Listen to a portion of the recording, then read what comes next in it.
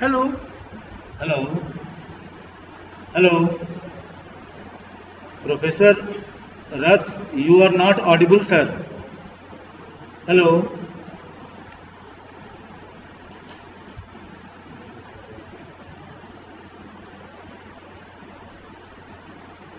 Hello. Professor Rath, can you listen us? Disconnect.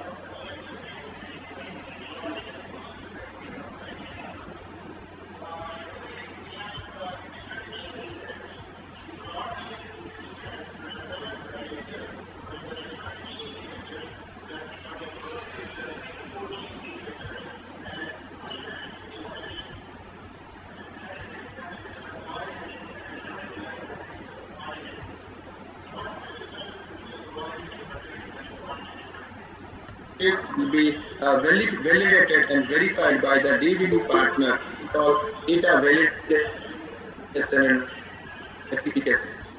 However, the qualitative metrics will be verified by the peer members and go and visit institute. So the key indicators for huge APs and autonomous colleges are different.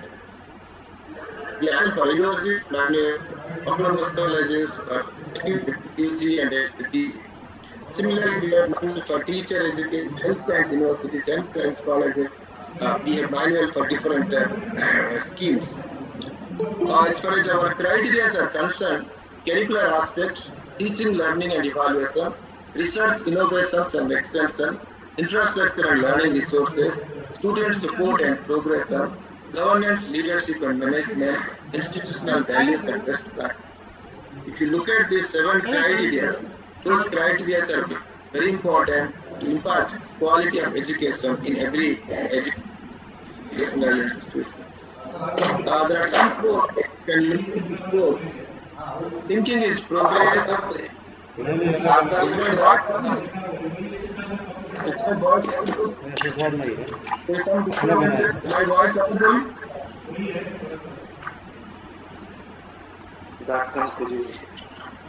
Yeah, there is some disturbances. I request all of you not thinking is you are audible, sir. Yes, sir. Thinking is progress, something with stagnation of the individual, organization, and the country. Thinking leads to action. Knowledge without action is useless, irrelevant. This is a diversity prosperity. Our APJ Abdul Kalam used to say always the best things of the nation may be found on the last benches of the classroom. The case in the 21st century is the age of information, age of knowledge economy. So two things which are very important is problem solving and critical thinking. So our faculty members has to impact problem solving, critical thinking is most important. Art classes, augmented reality, virtual reality, graphics, 2D and 3D formats. You can have video conferencing. This is development of Geo. Last month they have developed this Geo class. Augmented reality, virtual reality. You can see in this national education policies, they have clearly mentioned that all those unskilled works will be taken over by machines. We can have augmented reality, virtual reality, we have machine learning, we have artificial intelligence, all those unskilled works will be taken over by machines. So we need to develop skilled manpower. When we talk about skilled manpower, what is important is multidisciplinary concept is important. So multidisciplinary skills, how to inculcate those problem solving skills and critical thinking skills among the student is important. I will focus more on a teaching learning process. This is again the development of smart watch. If you see this pre-technology, the traditional educations, pre-technology education context, teacher is the sender or the source of informations. Educators, one we have sender, another we have receiver. Teacher sends the information, the students receive the information. The educational material is the information or the message that is to be transmitted from the source, that is sender, faculty members, to the receivers, the students. What is the delivery medium? Delivery medium is mostly chalk and chalk methods, all the projectors. In this, what happens is students lose their concentration after 15 to 20 minutes. I'm sure again we will have a challenge with this online education. Now last 5 months we are struggling in online education. Teachers deliver the lecture content. It's mostly the passive and the learner play little part in their learning process. The students are mostly the listener and the faculty members plays an important role teaching to the students. This is a conventional lecture approach in classroom. The traditional technique is mostly chalk and chalk, and most of the time the teachers are the source of knowledge, and the students, they act as listeners. Students listen, they take notes. That is the role of your students. And most of the times the common words is teacher says is silent. Teachers are mostly maintain silence in the classroom, and faculty plays a central role in teaching to the students. Is this how we feel after a semester of teaching? I have taught Spot to whistle.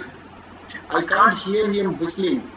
I said I have taught him to whistle, not that he had learned to whistle. Of course, there's something which is, let's skip the slides. See, when we teach a subject, teachers are the architects of our nation. It is we who are preparing the students, learners for the world of their future. We teach a subject not to produce little living librarians on that subject. Similar concept has been incorporated in our National Education Policy 2020. We teach a subject not to produce little living librarians on that subject, but rather to get a student to think for himself, to consider matters, to take part in the process of knowledge getting. Knowing is a process, not a product. Jerome Brunner, in his book Towards a Theory of Instruction, he has written like this. We must help students to connect new ideas to what they have already know. Construct their own new knowledge. Apply the new knowledge in ways that are different from the situations in which it was learned. If you talk about core teaching skills that are extensively used to routine teaching by all teachers are known as core teaching skills. Experts have listed there are 8 core teaching skills. What are those 8 core teaching skills? Skills of introducing a lesson, skills of explaining, skill of illustrating with examples, skill of listening, skill of using blackboard, which is important, skill of reinforcement, skill of stimulus variation, skills of probing questions, asking questions to the student is important. There should be a shift focus from teaching to learning, shift focus from intentions to results, and shift focus from isolation to collaborations. We talk about collaborative learning also. Methods of teaching, you're learning by doing, learning through experience, learning through observations, learning through adding and guiding methods. There are 5 aspects of teaching styles. We talk about what type of information is emphasized. Concrete information or abstract information. Concrete information is giving facts to the students, data and observable phenomena.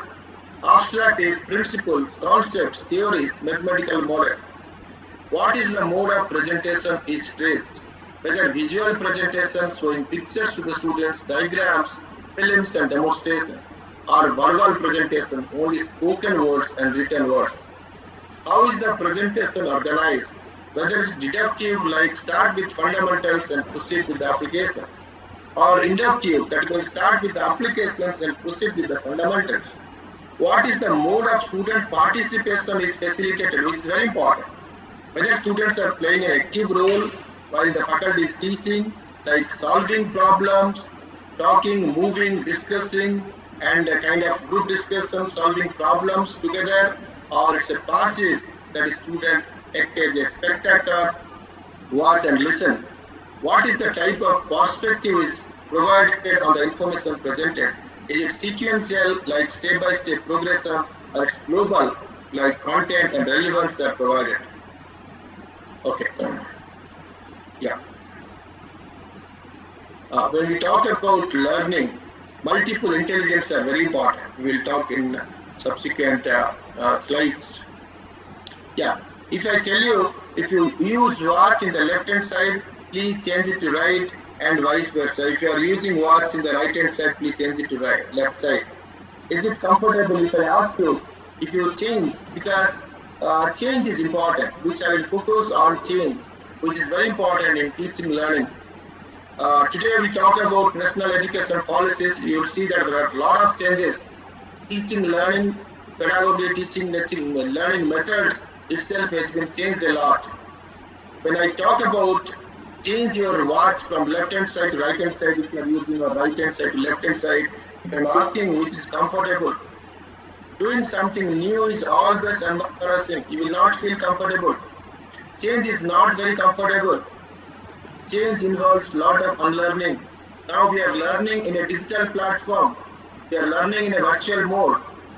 Everybody, whoever is teaching online, sitting with a laptop or a desktop, they go on speaking without students. I don't know whether people are feeling comfortable, but the change involves relearning, and change can be incorporated through acceptance and perhaps a little practice. 5-6 months back, when we have started online, definitely people were not feeling comfortable. Now you'll find that in every online teaching, learning, in schools education, college education, webinars, everybody is participating actively throughout the globe, throughout the world. People are taking interest in online learning and teaching. So this is also a change. Change involves unlearning and relearning, and change can be incorporated through acceptance and little practice. Now in this session, we'll talk about change paradigm, preparing the ground for a new learning approach, issues and challenges in moving to the new paradigm.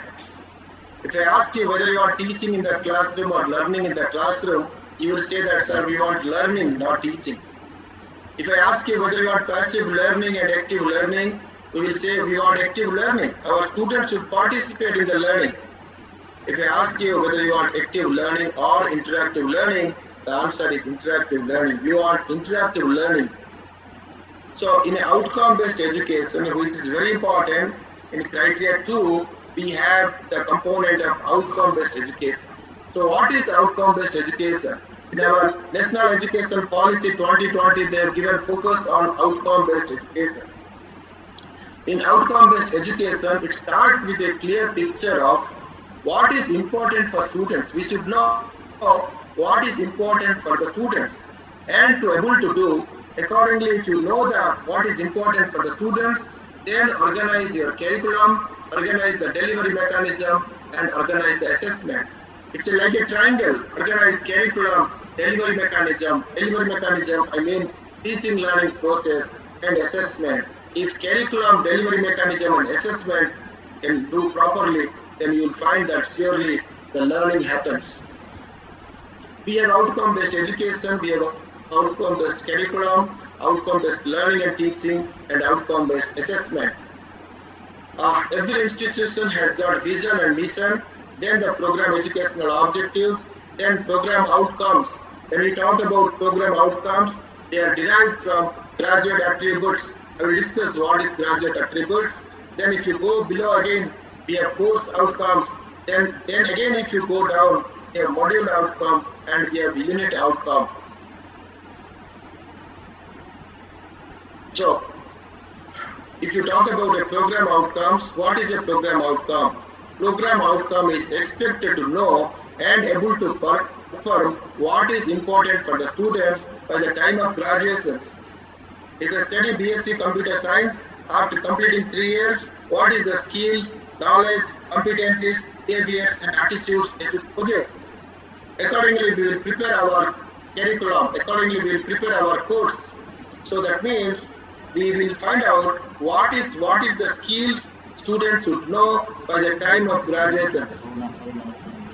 The curriculum that evolved by the universities, autonomous colleges, it should comprise of program outcomes, program specific outcomes, course outcomes, assessment of student performance, and thereby attainment of program outcomes and course outcomes. There are two things which are important in criteria 2.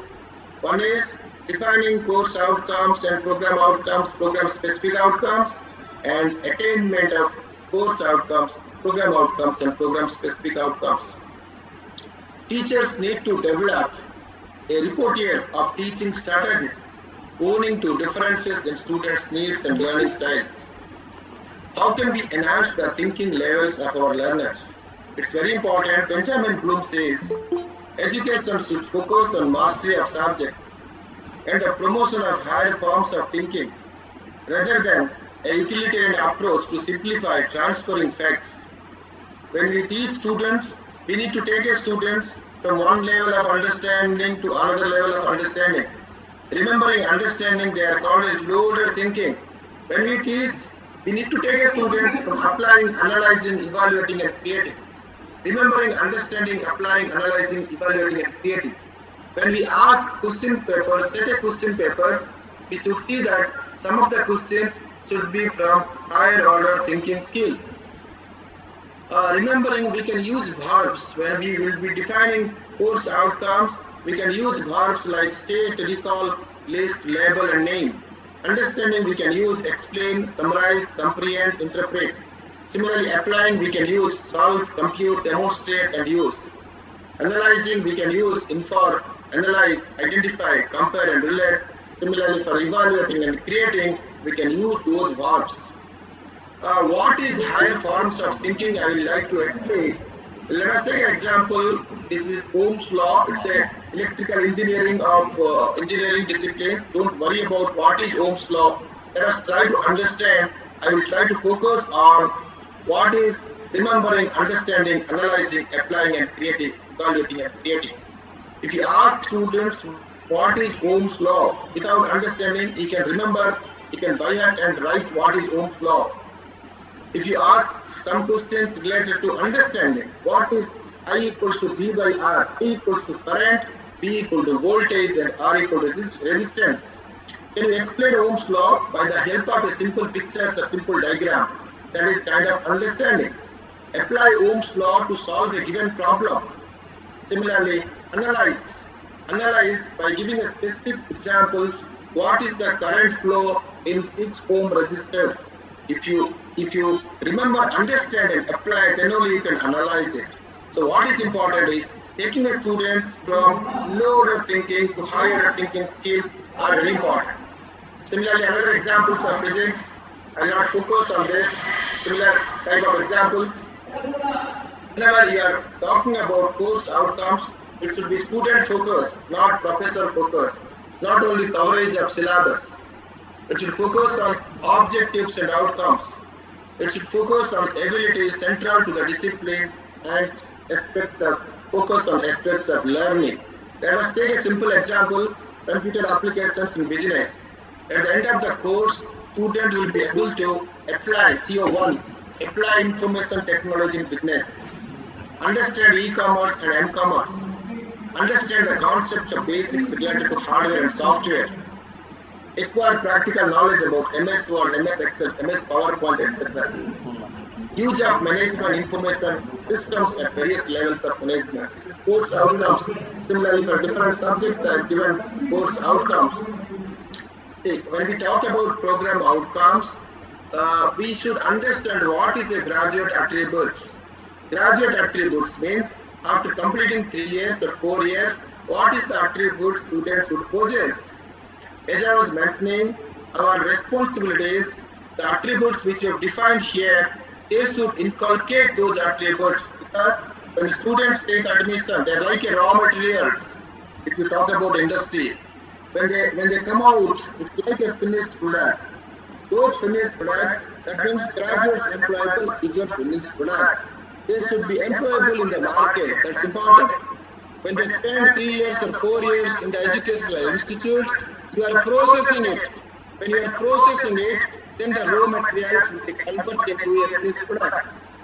So what is processing? What is the skills, knowledge, attitudes, behaviors they should possess, knowledge of science and engineering, or knowledge of other discipline specific. Problem analysis, design and development of solutions, investigation of complex problems, modern tool usage, responsible to society, environment and sustainability, ethics, individual and teamwork, communications, project management and finance, and lifelong learning. These are all attributes important. Students should possess those attributes. What is program outcomes? Program outcomes describe knowledge, skills, and behavior of students when they progress from first year to second year to third year to final year. Whenever we are defining program outcomes, it should not be broad. It should align with the graduate attributes. It must reflect all the graduate attributes. I have defined program outcomes, sample program outcomes, you can see this. Ability to acquire and apply fundamental principles of science and engineering. Capability to communicate effectively. Acquisition of technical competence in specialized areas of engineering discipline. Ability to identify, formulate, and model problems and find engineering solutions based on a system approach. Ability to conduct research. Understand the importance of sustainability and cost effectiveness in design and development of solutions. Understand commitment to professional ethics and ethical responsibilities. Work individually or work as a team. And ability to be a multi-skilled engineer with good technical knowledge, management, leadership, and entrepreneurial skills. Awareness of social, cultural, global, and environmental responsibilities. Capability and enthusiasm for self-improvement through continuous professional development and lifelong learning. These are all program outcomes. You can see course outcomes.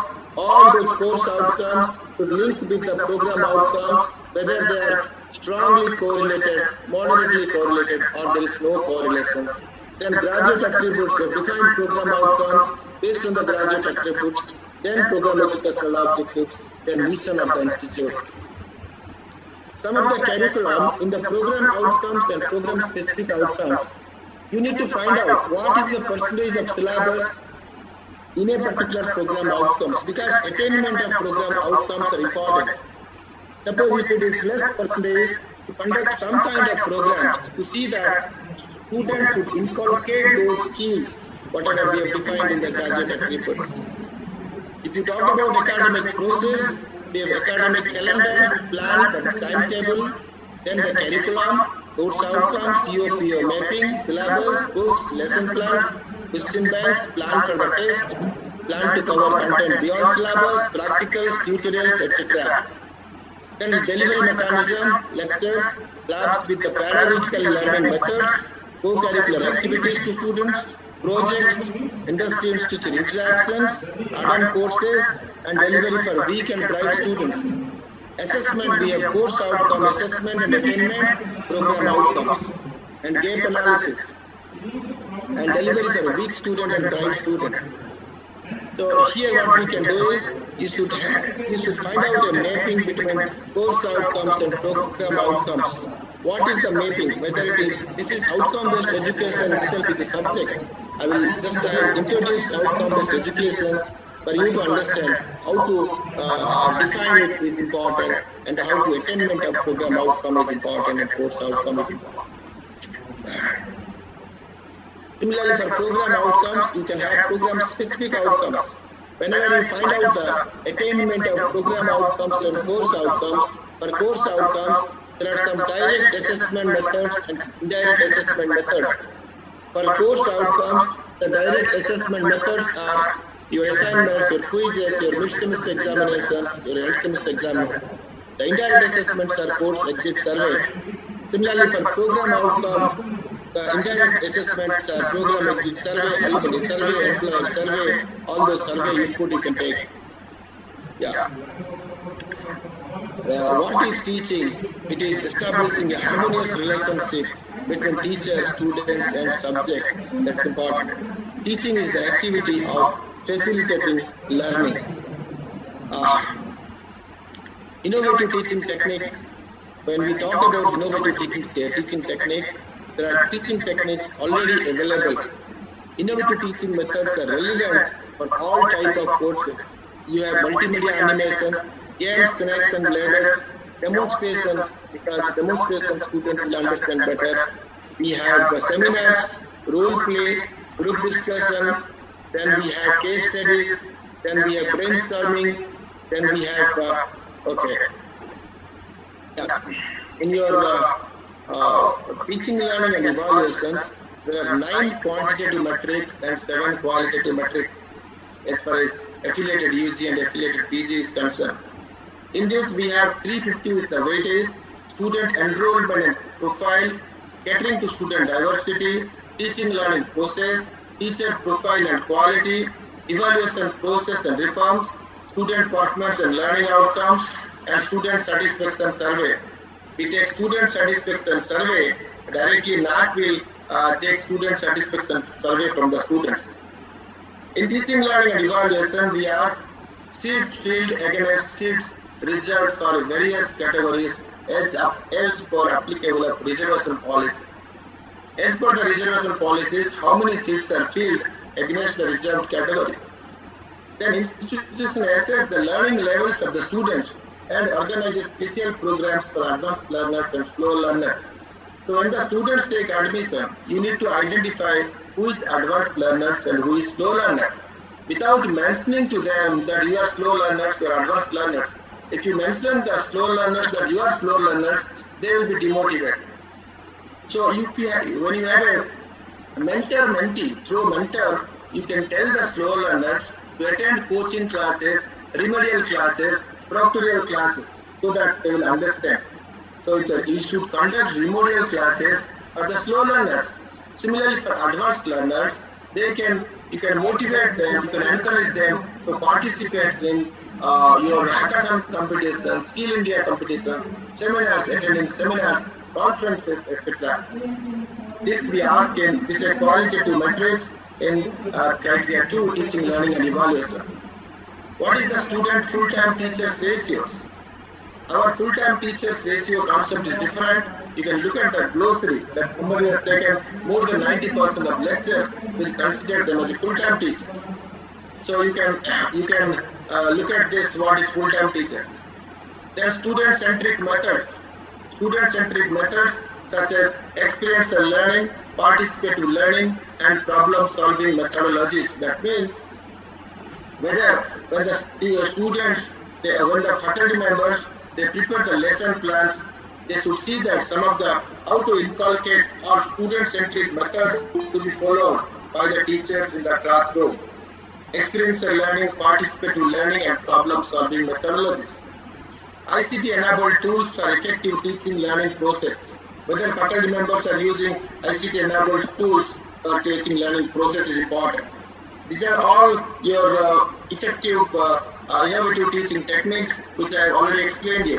Multimedia animation, games, snakes and ladders, demonstration, seminar, role play, group discussion, case studies and brainstorming, similarly quiz, word puzzle, and use of information and communication technology.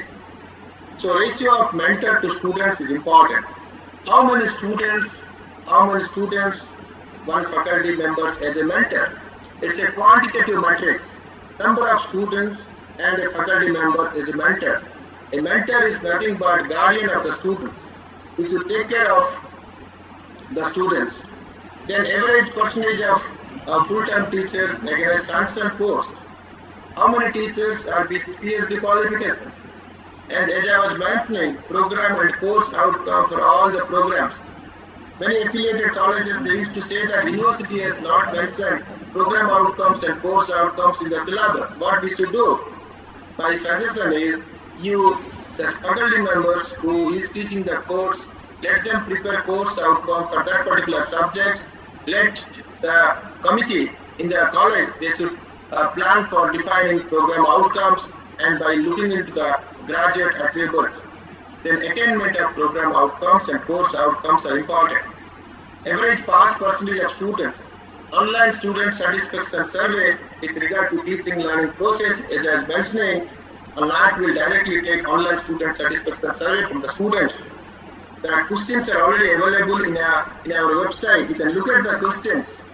You can discuss with the student. These are the questions. 20 questions are there, objective questions and 1 subjective questions. The 21 subjective questions will be given to the peer team members when they go to the college for a peer team visit. The metrics will look like this. 2.3.1 is a qualitative matrix. Point number 2, you can say criteria 2. Point 3 is key indicator. Point 1 is your qualitative matrix. It's a student-centric method such as experiential learning, participative learning, and problem-solving methodologies are used for enhancing learning experiences. If it's a qualitative matrix, you need to write within 500 words. If it is more than 500 words, you can post it on your website and give the link here.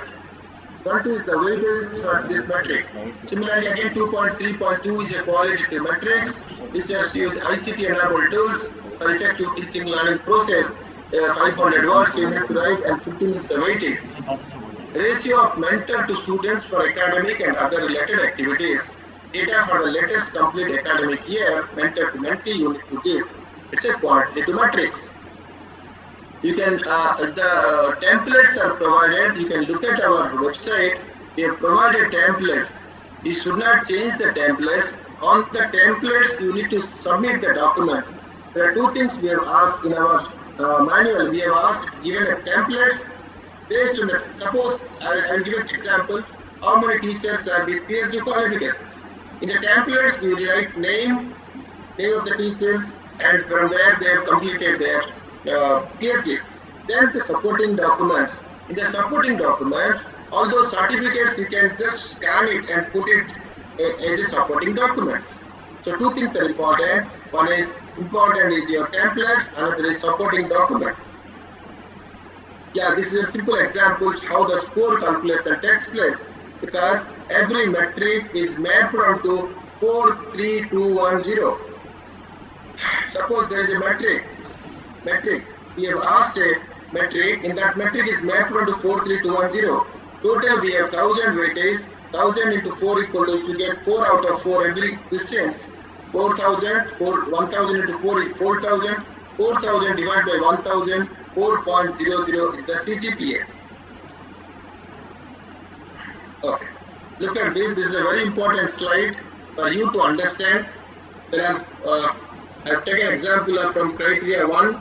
1.3.1 is a qualitative matrix where peer team members will give 4, 3, 2, 1, 0. They will give one of the value. Second one is a quantitative matrix. Average percentage of courses that includes experience and learning through project work, field work, internship during last 5 years. You will submit last 5 years data. If the data is greater than or equal to A, you get 4. If you get 4, what is the score value for this metric? 4 into 10, because 10 is the weightage. 4 into 10 equal to 40. If it is A to BB, you get 3. If it is BB to CC, you get 2. If it is DD to CC, you get 1. If it is less than DD, it is 0. These are A, BB, CC, DD are variables. These are values. Those values are constant and it is not known to the college. Don't worry about it. You make your own standard. You make your own benchmark. Last one is percentage of students undertaking project work, field work, etc. Again, this is a quantitative matrix based on the benchmark value. Either you get 4, 3, 2, 1, 0, and if you get 2 there, 2 multiplied by 10 is the weightage, 10 into 20, 10 into 2 equal to 20 is the score value. Average percentage of full-time teachers with PhD during last 5 years, 20 is the weightage. The response of the college is 46.47. You can see number of full-time teachers 122, and number of full-time teachers with PhDs 52. 2013-14 the response is 42.62%. Similarly, at 14-15 the responses, total responses for last 5 years, and average responses equal to 46.47. Yeah, this I have already explained you about quantitative metrics. Education is not learning of facts, but the training of the mind to think. Having fun is the best way to learn. How to bring innovations in teaching is role plays, field trips is important, learning games are important, teaching the students with good sense of humor is important, group discussion is important, quiz is important, and teaching and learning, they go together. Teaching is the cause and learning is the effect. Cause and effect relationship is between events or things where one is the result of the others. Moving from instruction paradigm to learning paradigm, as I was focusing, instruction paradigm is provides and delivers instructions, offers courses and programs, and it is always faculty centered. Faculty play a very central role in teaching to the students. Competitive classroom situations and individualistic classroom situations. Every student, they run who will go first. But learning paradigm is, it produces learning, provides powerful learning environments. It should be learner-centered, cooperative, collaborative, and supportive classroom situations. But instruction paradigm is a subset and learning paradigm is a superset. Learning paradigm equals to instruction paradigm. Laws apply different teaching pedagogy in the classroom, make collaborative learning, problem-solving methodologies, experiential learning, that equal to instruction paradigm plus this equal to learning paradigm. Learning paradigm implications are focus on production of learning and not on delivery of instruction. Focus on why and how learners learn, not on what and how faculty teach. Faculty to do less teaching, learners to do more active learning. Use assessment of methods to enrich the learner's learning experience. Change is possible only when I change the way I look at the issues. Be the change that you wish to see in the world, Mahatma Gandhi. Live as if you were to die tomorrow, learn as if you were to live forever. Employability of learners, you can see what are the employers' expectations from the learners, what can we do in the college classes that will make more employable. There are academicians, survey has been taken, the outcome of the survey is develop oral communication skills, enhance critical and analytical thinking skills, build teamwork culture for better problem solving, promote a positive attitude, develop mastery of subject matters, provide and acquaint learners to real-life employment situations in classroom, inculcate strong sense of integrity and individual accountability. These are the outcome of the survey. So, our research on retention, faculty members wanted to speak 100%. 80% was approximately said by the faculty members in the class. 60% was approximately heard by the students. 40% was approximately remembered after 3 hours, and 15% approximately was remembered after 3 days, and 0 to 5% they remember after 3 months when there is semester examinations. So what is important is we should move from passive teaching methods to participatory teaching methods. What is participatory teaching methods? 50% group discussions, 75% practice, 90% teaching others.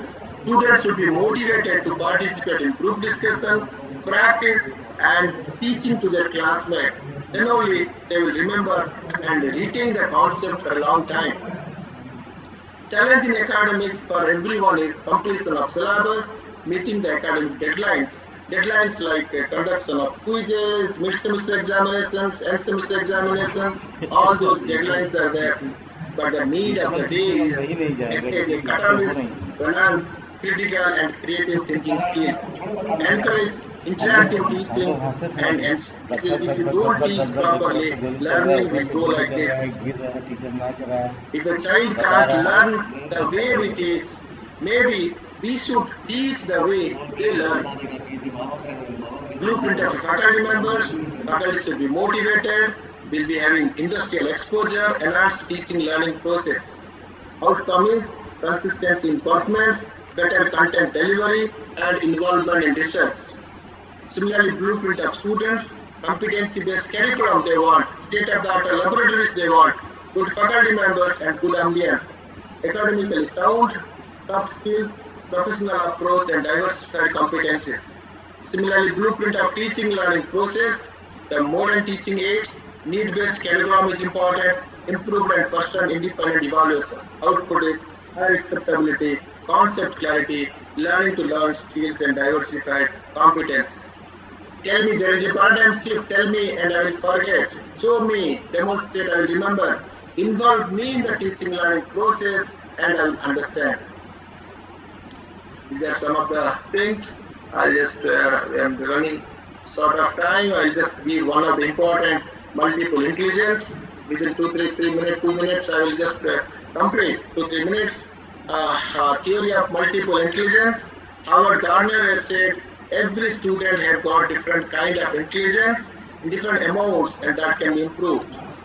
In his frames of mind, Howard Gardner has written, an intelligence is the ability to solve problems or to create products that are valued within one or more cultural settings. Some students are linguistic intelligence, they are word smart. Some of them are logical and mathematical intelligence, they are number smart. Some of them are spatial intelligence, picture smart. Some of them are bodily kinesthetic intelligence, they are body smart. Some of them are musical intelligence. Some of them are people smart, that is interpersonal intelligence. Some of them are intrapersonal intelligence, they are self smart, and naturalistic intelligence, the nature smart, and existential intelligence. So what is important is, first it implies that a faculty has to structure the teaching classroom activities to suit the profile of his learners. That's important.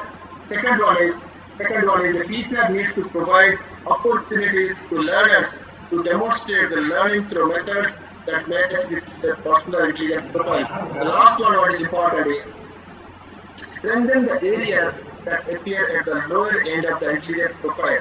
Identifying the prominent intelligence is important and identifying the least intelligence is important. Faculty members is to identify what is the prominent intelligence in the students, what is the least intelligence. Apply the prominent intelligence to improve the least intelligence. I think I have almost completed. I'll just show the last. So what is important is expectation from future students is know everything, do anything, work with anybody, anywhere, and imagine and make it a reality. This is all the role of a faculty members. Faculty can be a guide, counselor, researcher, strategic planner, coordinator, and role model the assessor, planner, experimenter. Here are all the role of the faculty members. I almost completed. Yeah. To achieve quality, we need work together, collaborate with others, tolerate differences, respect diverse views because none of us is as smart as all of us. Closing remarks in life, it is not the most talented who survive, nor the most intelligent, but the ones who are responsive to change, and the real change can happen only when you listen to your inner voice, intuition, and it's never too late. So risks in your life, if you win, you can lead, if you lose, you can guide. Thank you very much. Quality and investment, not an expenditure. Together we invest on quality of higher education. Namaskar. I think, thank you very much. I've Thank, taken some 5 minutes extra. thank, I think I should it. Thank you very much. thank you so much, sir. You have covered almost all the qualitative and quantitative matrices and data templates. I think everything that you covered in criteria 2 has been presented in a very convincing manner, and I think almost all the participants would have succeeded in deriving it successfully. Thank you so much for providing time and giving such a thought-provoking deliberations to us. Now I move towards our next speaker, and next speaker is Dr. Jyoti Patil. I would like to give a brief bio note of Dr. Jyoti Patil. She is principal at Renuka College, Visha, Nagpur. She is MA English, LLB, PG Diploma in Teaching and of English, PhD English, DLIT honorary by NAAC International University, MSc IT, trained in Infosys faculty for Global Language Enhancement Program, NAAC Assessor, Resource Person for Academic Staff Colleges of RTM Nagpur University and SGB Amravati University. She is also Associate Editor and Reviewer of International Journal of Multidisciplinary Approach and Studies, Reviewer of several international journals, Executive Member of Association of Indian College Principals, Center for Literary Interaction and Creativity, and Shakespearean Center of Central India.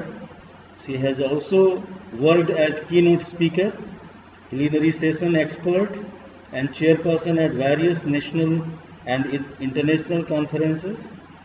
She has received so many awards.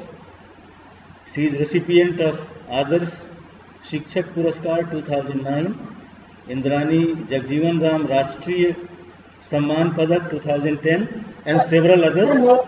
May I interrupt, sir? May I interrupt, sir? Yeah, yeah. Please wind up and Yes, let me yes. start because we have already run short of time. Okay, okay, Okay? ma'am. Okay. Thank you so much. And I would like to invite our next resource person. She is connected with us from Nagpur. She will introduce herself and she will cover the criteria 2 of teaching, learning and evaluation and share her talk both in Hindi and English. Most welcome, ma'am, from behalf of all the participants in this webinar. Most welcome. Thank you, the Toastmaster, Sarvesh Pandeyji. I'm really thankful to you. And first of all, I should extend my thanks to Dr. G.A. Ghansham, who has recommended my name to you. And I'm not new to this area. I belong to Chhattisgarh. And I know Chhattisgarhiya sable badiya. And first of all, let me extend my heartfelt thanks and greet the respected Dr. Shri S.K. Tripathi, Patron, Additional Director, Sarguja Division, who has given the introductory remarks wonderfully well, and Dr. G.A. Ghansham, who was very much a part of this program, and Professor Amiya Kumar Rath, advisor NAAC, has given such a descriptive and at length presentation. Nothing is left for me And it was really wonderful, very erudite and to the point. I'm really thankful to him for making my job very easy, perhaps easier than what I thought. So, without wasting much of my time, uh, I will switch over. If I don't switch over, sir, Pandey sir, you have all the authority to tell me to come down to Hindi. Okay. Okay, madam. Uh, see, yeah. See, always keep it in mind that plan your work today and every day, and work on your plan today and every day. That is very important. And with that, I'll begin with my presentation. Okay, and those who are here listening to me, please pay attention and be focused. Perhaps I may be sound little repetitive because sir has taken covered so many areas of my presentation because we have the same topic. Okay, so pardon me for that. Now I'm sharing. Okay, and I'll immediately begin. I'll start with English, but wherever I feel like you have to explain in Hindi, I'll definitely do that. Okay, you can ask me or raise your hand. I'll definitely do that, and I'll request my presentation should be seen on the full screen. Okay, so see if you can do that. Okay, sir. आप ऐसा कीजिए कि मेरा presentation पूरे screen में दिखे. Okay, जी. तो ज्यादा अच्छा होगा. Okay, this is the title slide. Okay, I'm going to talk about teaching, learning, and evaluation, NAAC's criterion 2, and sir has already talked at length. Let me begin that Alvin Toffler in his book Future Shock has rightly said that if you do not have a strategy, you will be a part of someone else's strategy. And he also talked in his book Future Shock. Alvin Toffler talked in his book Future Shock that in which he divided the human race development into three civilization waves. The first wave, agrarian revolution; the second wave, industrial revolution; and the third wave, information revolution. Now we talk about the fourth wave, 4.0 industry, isn't it? We know it. Intelligent industrial revolution. And that is the age of interconnectivity, automation, real-time data, machine learning, and artificial intelligence. And now we talk about 4.0 education. Now national education policy has come, so we are looking forward to it. But Alvin Toffler has also added here that the illiterate of 21st century will not be those who cannot read and write. Illiterate 21st century के वो नहीं होंगे जो पढ़ लिख सकते नहीं हैं, but those who cannot learn, unlearn and relearn. परंतु वो होंगे illiterate जो सीखने के बाद फिर से उसको नहीं सीख सकते और फिर से relearn नहीं कर सकते. It is said that teachers' participation is the essence of teaching learning strategy. Teaching, learning, and evaluation play a very, very important and crucial role in the quality culture of the HEIs. HEIs, higher education institutions, VR, on which NAAC has put a special emphasis. Here, Albert Einstein says everybody is a genius, but if you judge a fish by its ability to climb a tree, it will live its own life believing that it is stupid. But in our democratic setup, for fair selection, everybody has to take the same exam.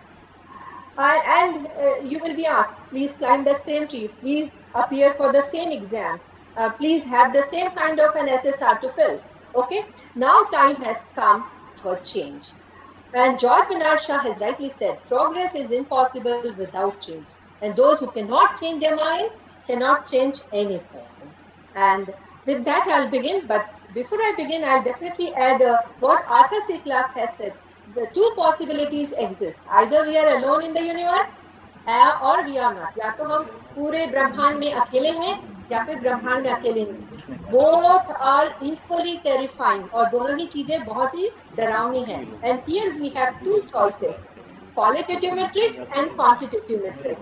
And both are equally challenging. So आप ये बार बार सुन रहे हैं qualitative and quantitative. The criteria based assessment forms the backbone of ANA process of NAAC. And हमको पता है कि जब हम NAAC प्रोसीजर के लिए जाते हैं असेसमेंट के लिए तो हमको ये SSR में क्राइटेरिया भरने होते हैं. तो ये जो SSR है, this is kind of a written exam of your college. Okay, and there are 7 criteria. That means you have 7 papers. Under each criterion you have few key indicators. Key indicators you can have perhaps like the units. Okay, in papers you have some units, so you have some key indicators. They are identified, and these key indicators are further delineated as metrics. metrics आप ले लीजिए ऐसे questions, okay?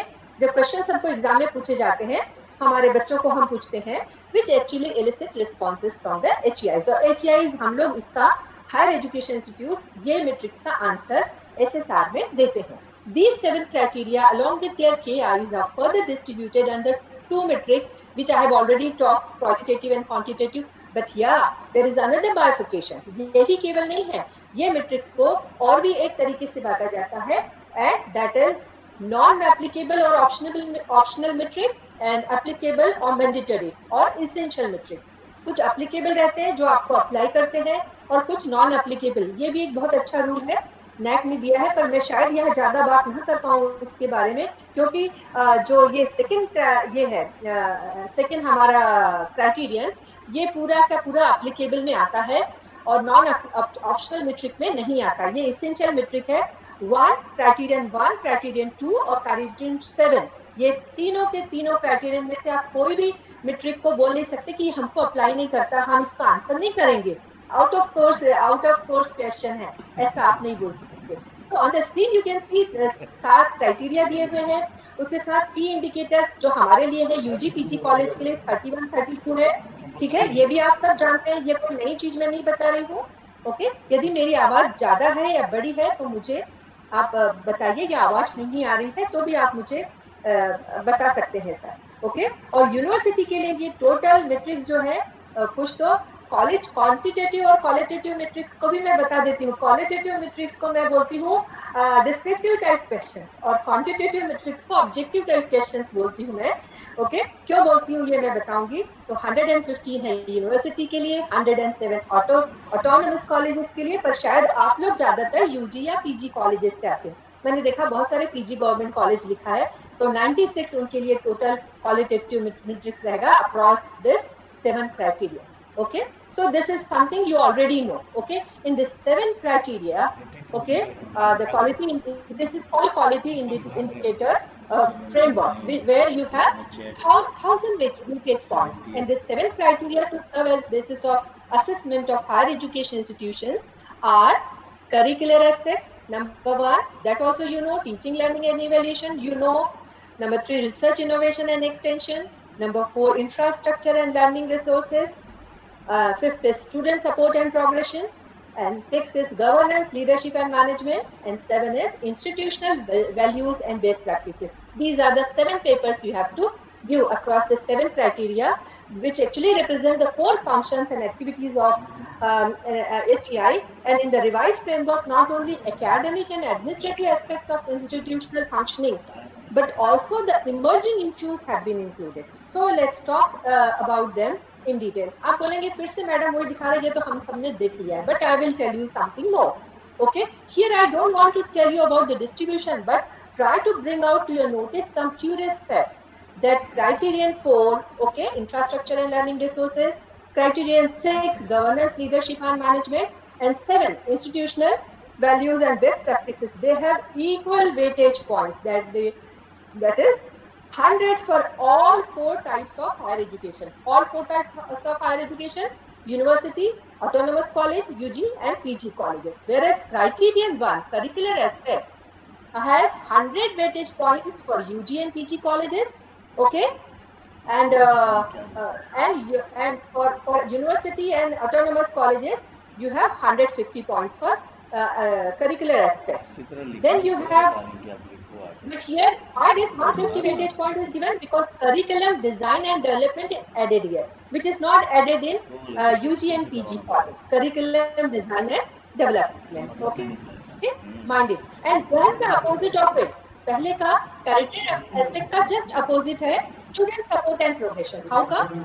Here it has 100 weightage point for university and autonomous. 100 weightage point in दोनों में है, university and autonomous में. Whereas UG and PG colleges have more weightage points, 140 and 130 respectively.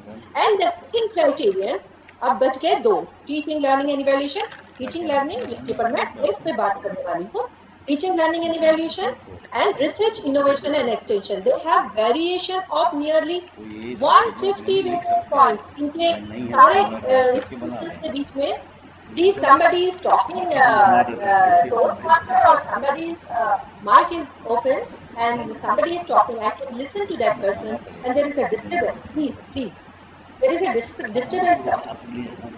Please switch off your mic, sir. Okay, so teaching learning evaluation जिसमें 350 है UG और PG के लिए, जबकि यूनिवर्सिटी में 150 वेटेज पॉइंट्स कम है, 200 है। एंड रिसर्च इनोवेशन एक्सटेंशन में इसका अपोजिट है, यूनिवर्सिटी में बहुत सारे नोट्स है 250 weightage, whereas UG has 110 and PG has 120. Okay. Now, Rabindranath Tagore says that you cannot cross the sea merely by standing and staring at the water.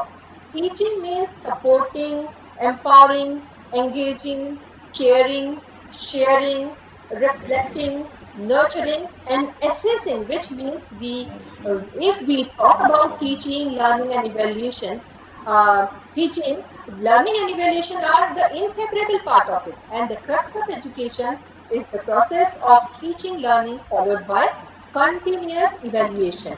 So you can see, if you want to learn swim or drive a bicycle, you have to do it. Only learning or listening will not do. You have to have everything included into it.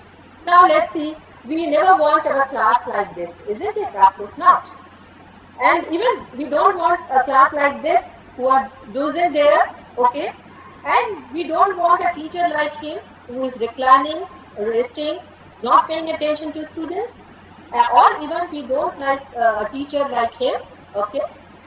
Not like him who is boring, who is teaching, but the students cannot concentrate. It is really difficult. And taking the interest of the students, okay, it's very challenging. We want our class like this, isn't it? Where everybody is enjoying. We want our class like this, interacting, okay, or like this, where everybody is participating.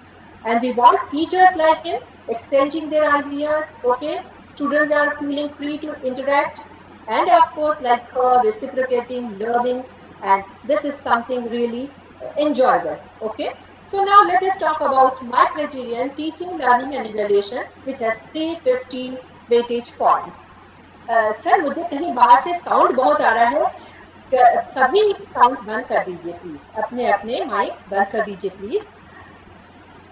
या See, Rabindranath Tagore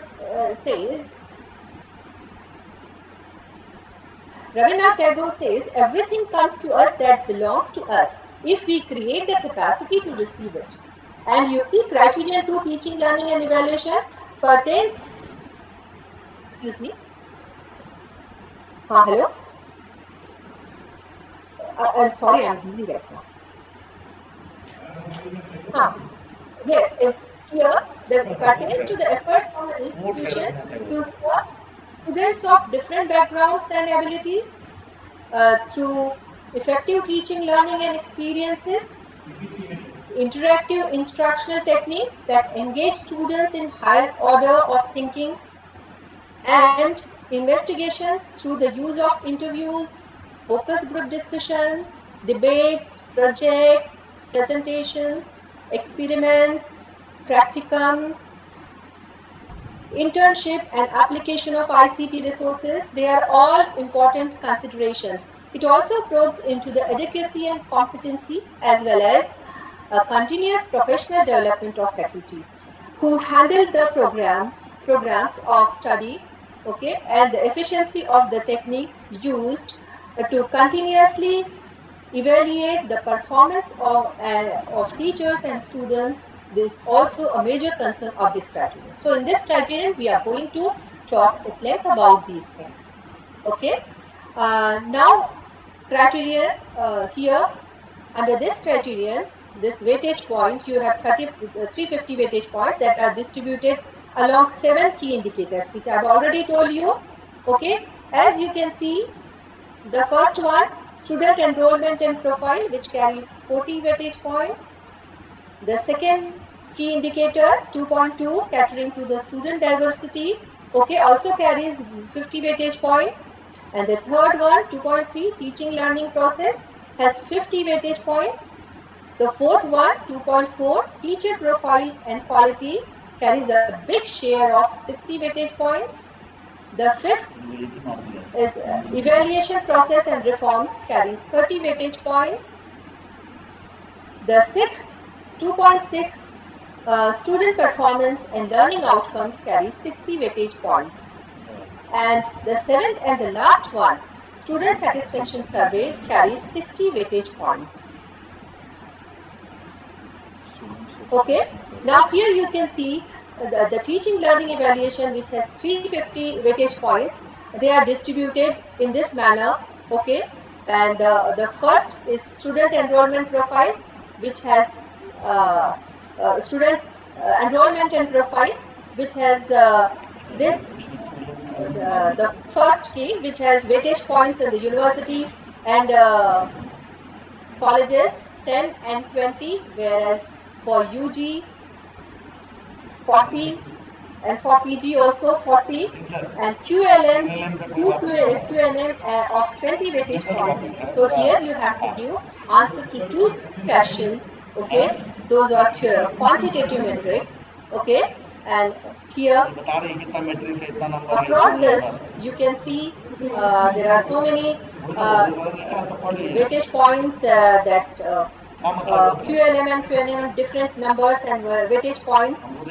Now here you can see in all 7 QLMs with 120 weightage points and 9 QLMs of 225 weightage points. In all you have 16 metrics and 350 weightage points. So this is there. So your whole paper here is for 350 weightage points means marks, and here you have to answer 16 questions. Okay, so let us move and see this. The first one, student enrollment and profile. This is the first key indicator. Okay, the process here of admitting students to program is through a transparent, well-administered mechanism and complying with all the norms of concerned regulatory government agencies, including state and central government. Okay, apart from the compliance to the various regulations, the institutions put forth its efforts in ensuring equity and wide access. Having representation of students community from different geographical areas and socio-economic, cultural and educational background. These should be reflected in the student profile. So यहाँ student enrollment और profile में आपको student के बारे में भी बताना है, student के admission, उनका कैसा मैकेनिज्म है, कितने कहाँ पे स्टूडेंट्स हैं और इक्विटी और एक्सेस है कि नहीं, सारे बच्चों को या और सारे जो डिफरेंट एरियाज के बच्चे हैं उनको एडमिशन मिल रहा है कि नहीं, एडमिशन की स्टेटस आपको यहाँ फोकस की इंडिकेटर में स्टूडेंट एनरोलमेंट और प्रोफाइल में करना है. तो इसमें बहुत सारा पार्ट हमारा नहीं होता, पर यदि हमारा इंस्टीट्यूट रेप्यूटेड है तो will get admission, and if institute is located in a remote area definitely will get admissions from there. Okay, for sure. Now, under this we have two metrics. Student enrollment profile के अंदर हमको दो question के answers करने हैं. Okay, two metrics है. One है average enrollment percentage और दूसरा है average percentage of seats fill against seats reserve. तो यहाँ पर आपको कितने एनरोल बच्चे हुए हैं आपके, और फिर वो बच्चे कितनी सीट हमारे पास है रिजर्व है जिसमें से हमको बच्चों को एडमिशन देनी. ये दो बातों का हमको उत्तर देना है. और वेटेज पॉइंट यहाँ पर क्वांटिटेटिव मैट्रिक्स है, और सर ने भी बताया आपने इसमें कि क्वांटिटेटिव मैट्रिक्स बोला तो क्या है, they will be examined through DVV data validation and verification process for SGS, system generated score होगा. आप जब भेजेंगे ना अपने आंसर तो कंप्यूटर में होगा, और कंप्यूटर में डाल के वो आपका क्या जो भी आंसर है उसके हिसाब से आपको मार्क्स जनरेट हो जाएंगे. पर इसके पहले आपने जो डाटा भेजा है वो ऑथेंटिक ऑथेंटिक है कि नहीं इसको वेरीफाई करने के लिए, वैलिडेट करने के लिए डीवीवी प्रोसेस जो थर्ड पार्टी नेक ने रखी है उसमें वो आपका डाटा जाएगा। ओके, और ये आपके केसेस का 70% डाटा जो है वो इसमें जाता है, क्यूएनएम में जाता है और वो डीवीवी प्रोसेस से जाता है। केवल 30 से 25% जो तक का जो डाटा है उसके लिए नेक पीयर टीम आकर आपको एग्जामिन करती है और उसके लिए आपकी मार्किंग करती है, वो क्वालिटेटिव है। तो यहाँ पर केवल हमको दोनों क्वांटिटेटिव मेट्रिक है और क्वांटिटेटिव मेट्रिक में आपको डाटा टेम्पलेट में डाटा भेजना है और डॉक्यूमेंट्स भेजना है, सर ने उसका आपको बताया है। सो let's talk about the first one, average enrolment person. ये मैंने नेक्स्ट के ही पेज में से निकाला है, उनके एवरेज एनरोलमेंट परसेंटेज आपको लास्ट 5 इयर्स का देना है। आपको दो चीजें देनी है यहाँ, स्टूडेंट जो एडमिट हुए हैं 5 साल में और सैंक्शन सीट्स जो आपको मिली है। आपको यदि सैंक्शन 120 है और आपने 100 एडमिट किए हैं तो आपको इस प्रकार देना पड़ेगा हर साल का, ठीक है। और ये टोटल नंबर, ये जो डॉक्यूमेंट्स होंगे, डाटा होंगे, वो इन दोनों ही एरिया में होंगे और आपको ये फॉर्मूला फॉलो करना पड़ेगा। ओके, आपको परसेंटेज पर ईयर का निकालने के लिए total number of students divided by sanction seats, okay, multiply by 100 और इसका फिर एवरेज निकालना पड़ेगा और इसमें मार्क्स कितने होंगे, 20। Okay, now let's move. ये डाटा टेम्पलेट है उसका, इस डाटा टेम्पलेट में आपको भरना, आपको ऐसा डाटा टेम्पलेट आएगा, year, program name, program code, number of seats, ये आपको भरकर उनको भेजना है। ओके, तो यहाँ बहुत चैलेंजिंग है, यहाँ जिस कॉलेज का जो स्टेटस है वो झूठ नहीं बोल सकता और उसको वैसा ही भरना है। और नंबर 2 जो है यहाँ पर अभी average percentage of seat fill again seat. अब यहाँ पर जो एडमिटेड स्टूडेंट्स हैं वो कैटेगरीज में, वेरियस कैटेगरीज में कैसे फिल किया आपने, SC, ST, OBC, दिव्यांगजन, इसमें जो है इसकी रिजर्वेशन पॉलिसी क्या है और आपके यहाँ कितने एक्चुअल एडमिट हुए हैं रिजर्व कैटेगरी में, ये लास्ट 5 ईयर का डाटा आपको देना है। उसमें भी सेम फॉलो करना है आपको, number of students, total number of seat, EMR। Okay, यहाँ पर आपको अपने गवर्नमेंट का GOI, गवर्नमेंट ऑफ इंडिया का या स्टेट गवर्नमेंट का जो भी नॉर्म्स है वो नॉर्म्स भी आपको अपलोड करने पड़ेंगे वेरिफिकेशन के लिए, ठीक है। और यहाँ भी आपको मार्क्स है 20, okay, that is quantitative metric, that means DVV and SGS, okay, and this is the data template for it, okay.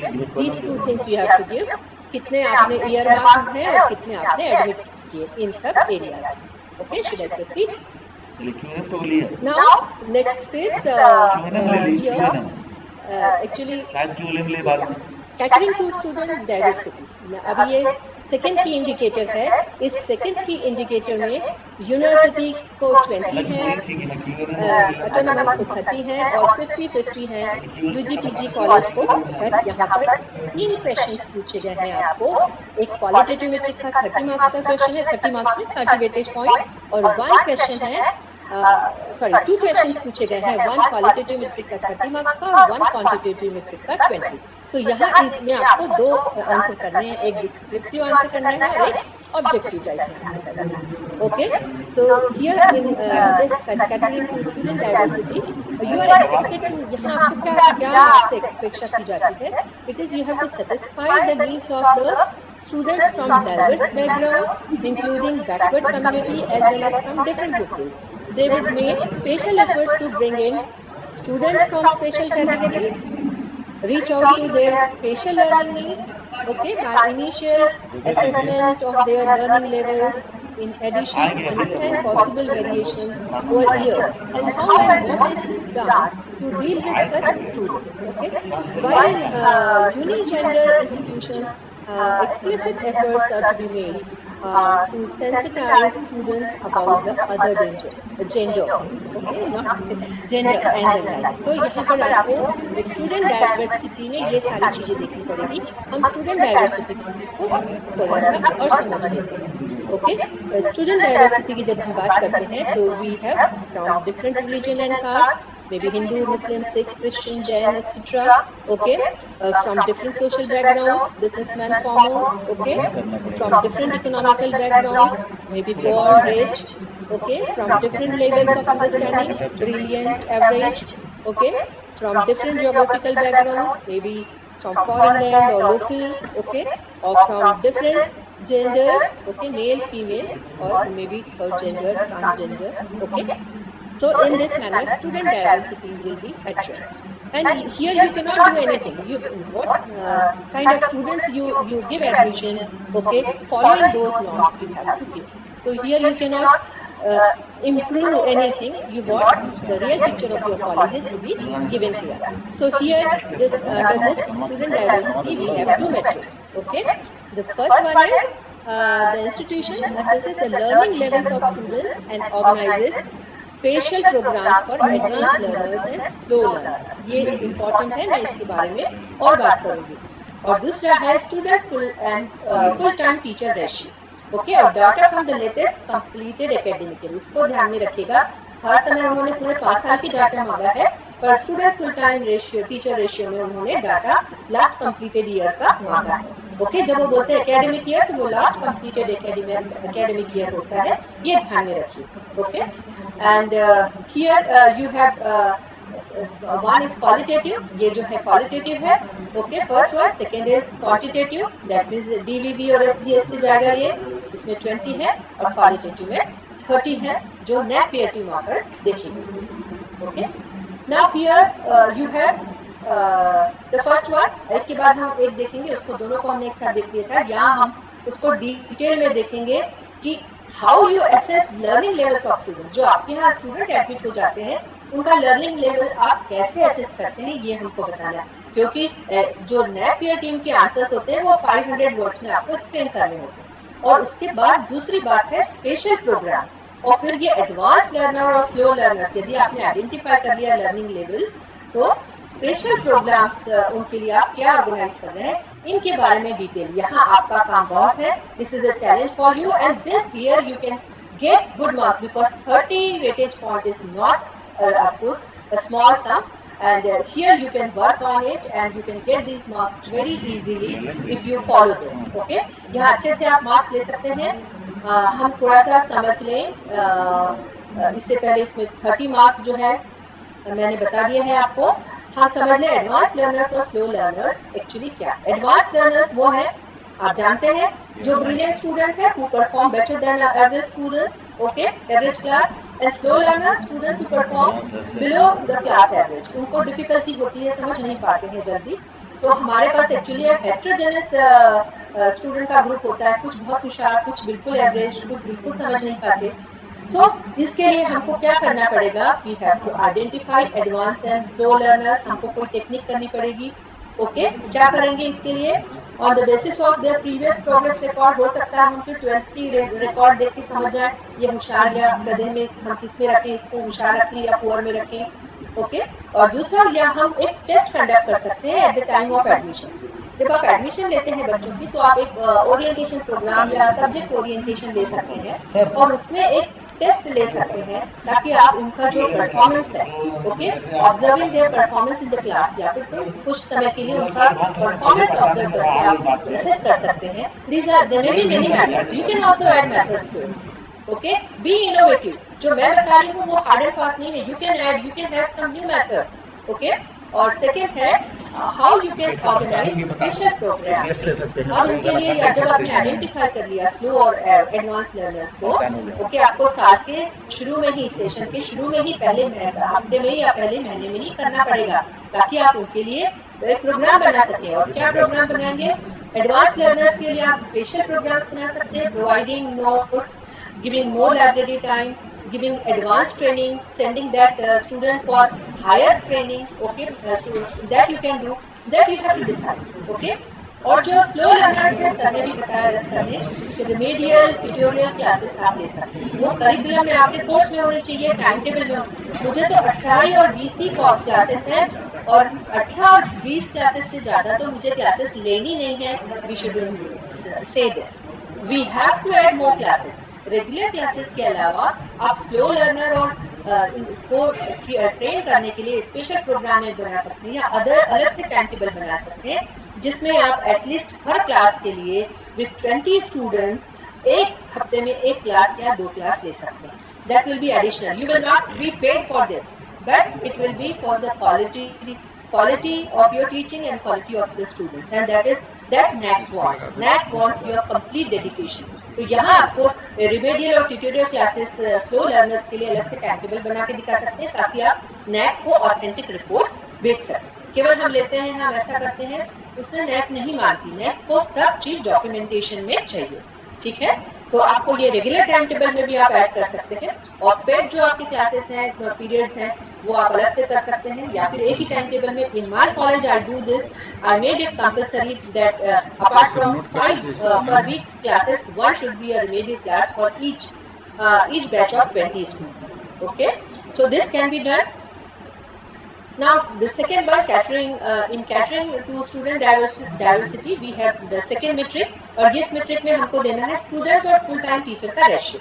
अब full time teacher कौन है, पर इससे पहले मैं बता दूं, यहाँ पर आपको स्टूडेंट जितने एनरोल हैं उनका नंबर देना है, और फुल टाइम टीचर्स और इनका रेशियो देना है, स्टूडेंट और teacher ratio. Student ratio means if आपके यहाँ बच्चे एनरोल हुए हैं 100 और टीचर्स हैं 20, तो आपका रेशियो हो जाएगा 1:5, ठीक है।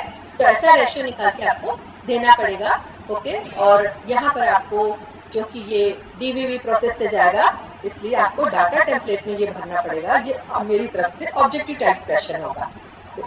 Okay, and I am sorry, I haven't talked about the full time teacher. You see, full time teacher हम ये नहीं माने, full NAAC doesn't want that whether he is a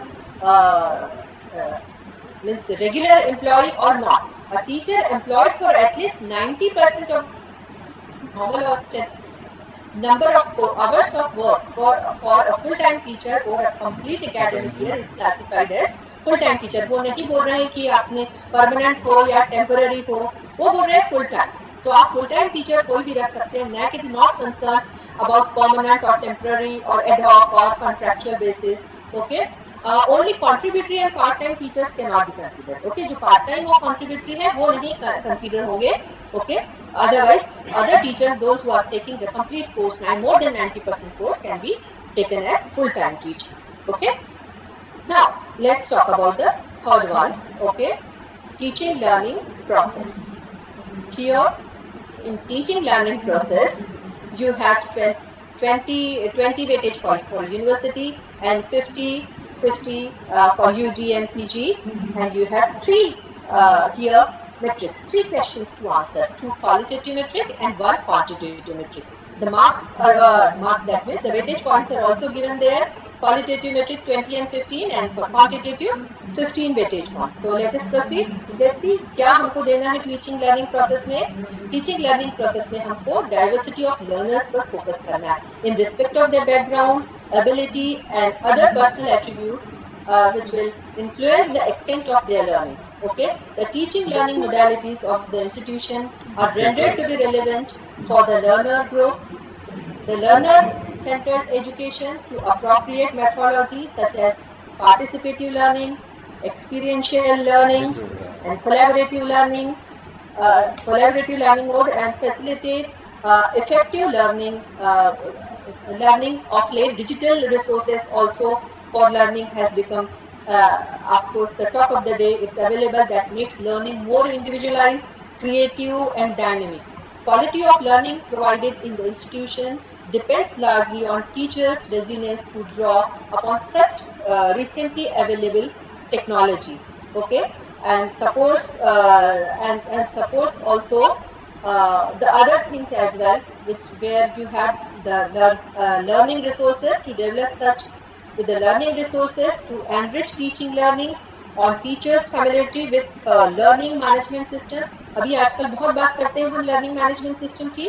okay, पर learning management system फ्री में नहीं आता, you have to pay for it and then you have to assimilate and learn those, how you can utilize, and other e-resources available, how to meaningfully incorporate them in one scheme of teaching and learning. Okay, so this is under the teaching learning process. Now let's see क्या है इसमें, कितने हमको इसमें questions है। हमको इसमें 3 questions है, that means 3 metrics are there. Okay, let's see the first one. That is asking student-centric method. Okay, experiential learning, participative learning, problem-solving methodology, all these things. Then you have teachers use ICT-enabled tools. Okay, for effective teaching learning. And the third is about ratio of mentor to students for academic and other related issues. For mentor mentee sir Rath has talked at length, तो मैं थोड़ा सा cut short करूंगी. Okay, और यहाँ पर first to और qualitative matrix. Okay, qualitative matrix है ये दोनों, जिसमें 20 और 15 वेटेज पॉइंट्स है, और वह आखिरी जो तीसरा वाला है मेंटर मेंटी, इसमें 15 वेटेज पॉइंट्स है, but it is quantitative metric. DBV वाले इसको देखेंगे, जिसके लिए आपको डाटा टेम्पलेट में रखना है और डॉक्यूमेंट्स भेजना है. Okay, now let us take them one by one. Okay, अभी हम एक के बाद एक उनको देखते हैं. स्टूडेंट सेंट्रिक में वी टॉक अबाउट एक्सपीरियंशियल. इसके बारे में सर ने भी बहुत बात कर दी. प्रॉब्लम सॉल्विंग, जब आप 50-100 वर्ड्स का आंसर लिखते हैं इसके लिए, okay, then you have to involve all these things, and it is not only writing, you have to practically incorporate those things in your day-to-day teaching. Okay, IQAC should come forward and take the decision of taking these types of activities. It should be it should be seen that it should be in your day-to-day in academic calendar, in your teaching plan, it should be reflected. Okay, so that is very important. And here you have 20 weightage points out of 50. Teaching learning process में 50 weightage points है, जिसमें से 20 इस question के लिए है. Okay, and as we know, the classroom learning is almost indispensable, but this unprecedented situation of COVID-19 pandemic has forced us to convert to and depend totally on online teaching with no other options left. Okay, classroom teaching के साथ हमको e-learning भी करना पड़ेगा. Classroom teaching consists of two way of teaching. One way teaching a learning part, that is teacher is teaching and students are listening, and also the students have to go with the pace of the teacher.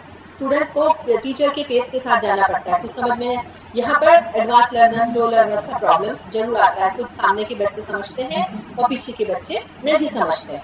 Okay, and on the other hand, in learning through e-content, the students can pause at any point of time, do some assignments, and again resume learning, and they may interact with the teacher through discussion forum as well as through blogs. तो e-learning हम यदि जोड़ते हैं तो बच्चों के लिए वो बहुत फायदेमंद होता है और बच्चे उसको ज़्यादा इंटरेस्ट से पढ़ते हैं. तो ये बहुत ज़रूरी है कि अभी हमको स्विच ओवर करना पड़ेगा, या ज़्यादातर कंटेंट हमको ई-लर्निंग या ई-कंटेंट पे भरोसा करना पड़ेगा. ये actually part of experiential learning है, और experiential learning is actually taking students beyond the class. Actually पूछा जा सकता है कि क्या है एक्सपीरियंशियल लर्निंग, एक्चुअली क्या है. तो ये learning through reflection on doing. Hands on learning भी एक्सपीरियंशियल लर्निंग हो सकता है. ओके, ये आपको इनकॉर्पोरेट करना पड़ेगा अपने करिकुलम में. कोर्स करिकुलम यूनिवर्सिटी देती है, पर आप उसको कैसे इम्प्लीमेंट करते हैं, कैसे आप उसको अप्लाई करते हैं और बच्चों को उसको कैसे सिखाते हैं, where you can use this kind one of these methods. There are so many methods you can think of it. मैं कुछ एक सजेस्ट कर रही हूँ, पर ये जरूरी नहीं है जो मैं सजेस्ट कर रही हूँ वही आप करें. आप और नई मेथड्स यूज कर सकते हैं. Flip classroom is one method. Okay, इसमें दोनों का रहता है, टीचर और स्टूडेंट फेस टू फेस भी रहते हैं, परंतु फिर कंप्यूटर एडेड हेल्प भी रहती है. Okay, so it is a kind of a differentiated learning preferences during in class time. You can solve mixed levels student difficulties can be solved.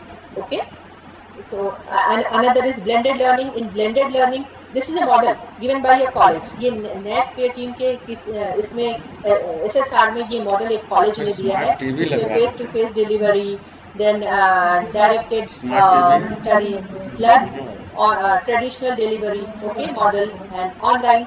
So on this face-to-face and online delivery, and then blended learning, and this in this method this college has explained. So you can also follow. You can take help of other colleges SSR, and you can see how they are doing. But it is not that imitating or taking material from them. You have to follow. You have to apply those things in your college. Then only you can show it. Okay. And participative learning, sir ने बहुत लंबी बात कर दी है, इसमें मैं कुछ नहीं बोलूँगी. और participative learning means you have students are involved, okay, in activities, and students always love activities. They don't want to listen to you continuously. And the new concept these days is actually about problem solving methodology. This also is very popular these days. बच्चे भी involve होते हैं. हम बच्चों को भी यदि कोई दे देते हैं कुछ प्रॉब्लम और उनको बोलते हैं कि सोल्यूशन निकाल कर लाओ, और ये या प्रेजेंट करो, तो they become so happy and they do it and they do it, they learn more. Okay, and they also, we also learn more. It is actually a two-way learning process. And the next is design thinking. It's a new concept. ये बहुत ही नया और scientific concept है जो हम अपने teaching learning में कर सकते हैं। मैंने देखा कुछ साइंस कॉलेज के भी टीचर्स हैं, साइंस कॉलेजेस हैं आपके यहाँ, तो ये जो आइडिया है ये ऐसा नहीं है कि आर्ट्स और कॉमर्स के लिए नहीं है, आर्ट्स और कॉमर्स वाले भी, even I have taken a training in design thinking, और जिससे कि आप सोचने का तरीका और चीजों को डिफाइन करने का तरीका बदल जाता है। और ये 5 जो उसके स्टेप्स दिए हुए हैं, empathize, okay, define, ideate, prototype and test, means thinking, उसके बाद सोचना किसी आइडिया को और फिर मटेरियलाइज करना स्टेप वाइज। ये सारी चीजें हम बच्चों के साथ भी कर सकते हैं और हमको ये पहले खुद करके देखना पड़ेगा। ओके, तो इसके लिए आप गूगल सर्च भी कर सकते हैं, धीरे धीरे सारे टीचर्स मिलके IQAC इसके बारे में सोच सकते हैं, इसको आप इंक्लूड करेंगे तो आपको डेफिनेटली अच्छे मार्क्स मिलेंगे आपके इस असेसमेंट में। ओके, इस की इंडिकेटर में। अब इसकी इंडिकेटर में सेकंड है teachers use ICT enable tools. अभी हम कितना ऐसे, हम तो गवर्नमेंट कॉलेज में हैं, पैसे ही नहीं मिलता, वहाँ तो कंप्यूटर भी काम नहीं करता, वहाँ तो नेट भी नहीं आता, we have so many excuses. Okay, but यहाँ पर देखिए हमको 15 वेटेज पॉइंट है, परंतु NAAC पीयर टीम आकर देखेगी, आपको 500 वर्ड्स में एक्सप्लेन करना है कि कैसे आपके टीचर ICT का यूज कर रहे हैं। उसके लिए ये सारी चीजें आपको डाटा उसमें डालना है। मैं ये नहीं पढ़ती, ये ऑलरेडी नेट के इसमें लिखा हुआ है। ओके, यस, और ये सारी चीजें आपको करनी पड़ेंगी 15 वेटेज पॉइंट के लिए। और ICT टूल एक्चुअली क्या है? Use of computer, use of laptop, use of notebook, use of smartphone, use of PDAs, use of LCD projector, use of internet, use of LMS, use of language lab, use of virtual classroom, use of smart board, use of digital resources. So there are so many things. Okay, when I talk about learning management system, मैंने इससे पहले भी बात किया है, learning management system एक प्रकार का सिस्टम है या फिर सॉफ्टवेयर है जो आप लेते हैं और उस सॉफ्टवेयर के माध्यम से आप बच्चों को पढ़ा सकते हैं। But for that again money is involve, and for that if your college is not doing, आप बोलेंगे हम क्यों करें जब कॉलेज ही नहीं कर रहा है, तो but you can send a proposal. Since you are in a, most of you are in a government college, you can send a proposal. This kind of a LMS is really required for the students, क्योंकि LMS यदि आपका है तो आपको बहुत अच्छे marks मिलेंगे next. तो ये मेरा ये रिक्वेस्ट है कि आप लोग ऐसा प्रपोजल भेजिए। अब गवर्नमेंट आपके पास है, हायर एजुकेशन वाले बैठे हैं, वो definitely they will help you. Okay, they help the instructor deliver material to the student, administer test and other assignments and track students progress and manage record keeping. तो सारी चीजें बड़ी आसान हो जाती है। मूडल इसका ये एग्जाम्पल है, Moodle is an example of this is open source LMS। Okay, तो ICT होना बहुत जरूरी है जो हम कर सकते हैं। अब यहाँ पर मैं आपको कुछ बताऊंगी जो सर पहले बता चुके हैं आपको। Let's enjoy one video here. मेरा थोड़ा लेंथी होने वाला है तो मैं आपको बीच बीच में थोड़ा सा रिलैक्स भी करूंगी। Okay, I don't know whether you people are concentrating or not, but yes, let's enjoy and see. It is about virtual reality and augmented reality. Okay. The middle of the classroom in Malappuram, Kerala, an elephant appears next to a teacher. 1, 2, 3. The Moorkanadu AEMAUP school is experimenting with augmented reality during their virtual classes. This is the LKG class of the school. It's not just elephants. In class 6, a Hindi teacher stands next to a cow as she explains what a guide is.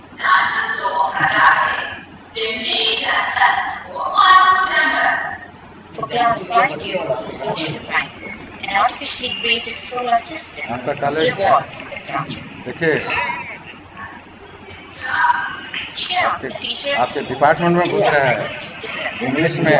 तो जब ये south के किसी आप देखिए तो कुत्ता नहीं है स्कूल में हो सकता है, आप देख सकते हैं कि रूम और टीचर्स जो है हमारे जैसे आपके जैसे हैं, तो क्यों नहीं हम ऐसा कुछ कर सकते और हम इसको सोच सकते। जब एक छोटे से स्कूल, रिमोट स्कूल मलापुरम का ये काम कर सकता है, ये एक्चुअली जो है ऑगमेंटेड रियलिटी है, जो कि वर्चुअल रियलिटी का एक एक्सटेंडेड फॉर्म है। और ये किया जा सकता है बहुत आसानी से, बहुत ज़्यादा इसमें पैसे इन्वॉल्व नहीं होते। पर हमको ये टेक्निक सीखनी पड़ेगी। ये थोड़ा टेक्निकल चीजें हैं, पर हम क्यों नहीं सीखना शुरू करें। और अभी इसके समय हमारे पास बहुत सारे टाइम है, बच्चे नहीं आ रहे हैं, तो why not we think about it? IPSC and CSC can initiate this activity, okay, these kinds of activities, और आप भी अपनी क्लासरूम को इस प्रकार बहुत लाइक कर सकते हैं। और इससे एक एक्सटेंडेड आपको वीडियो और एक दिखाना चाहूंगी, जिसमें इस ऑगमेंटेड रियलिटी को वर्चुअल रियलिटी के साथ मिक्स करके स्टेप फर्दर कैसा उन्होंने ये किया है यहाँ पर। This is really an wonderful mixed reality adventure. Chandrayaan-2 is India's second lunar exploration mission. The mission is planned to use GSLV Mk3 to launch an orbiter, lander, and a rover to the orbit and the southern pole of the moon is taking a pure and efficient path utilizing the moon's gravitational pull. So let us explore more about the journey and the objectives of Chandrayaan-2.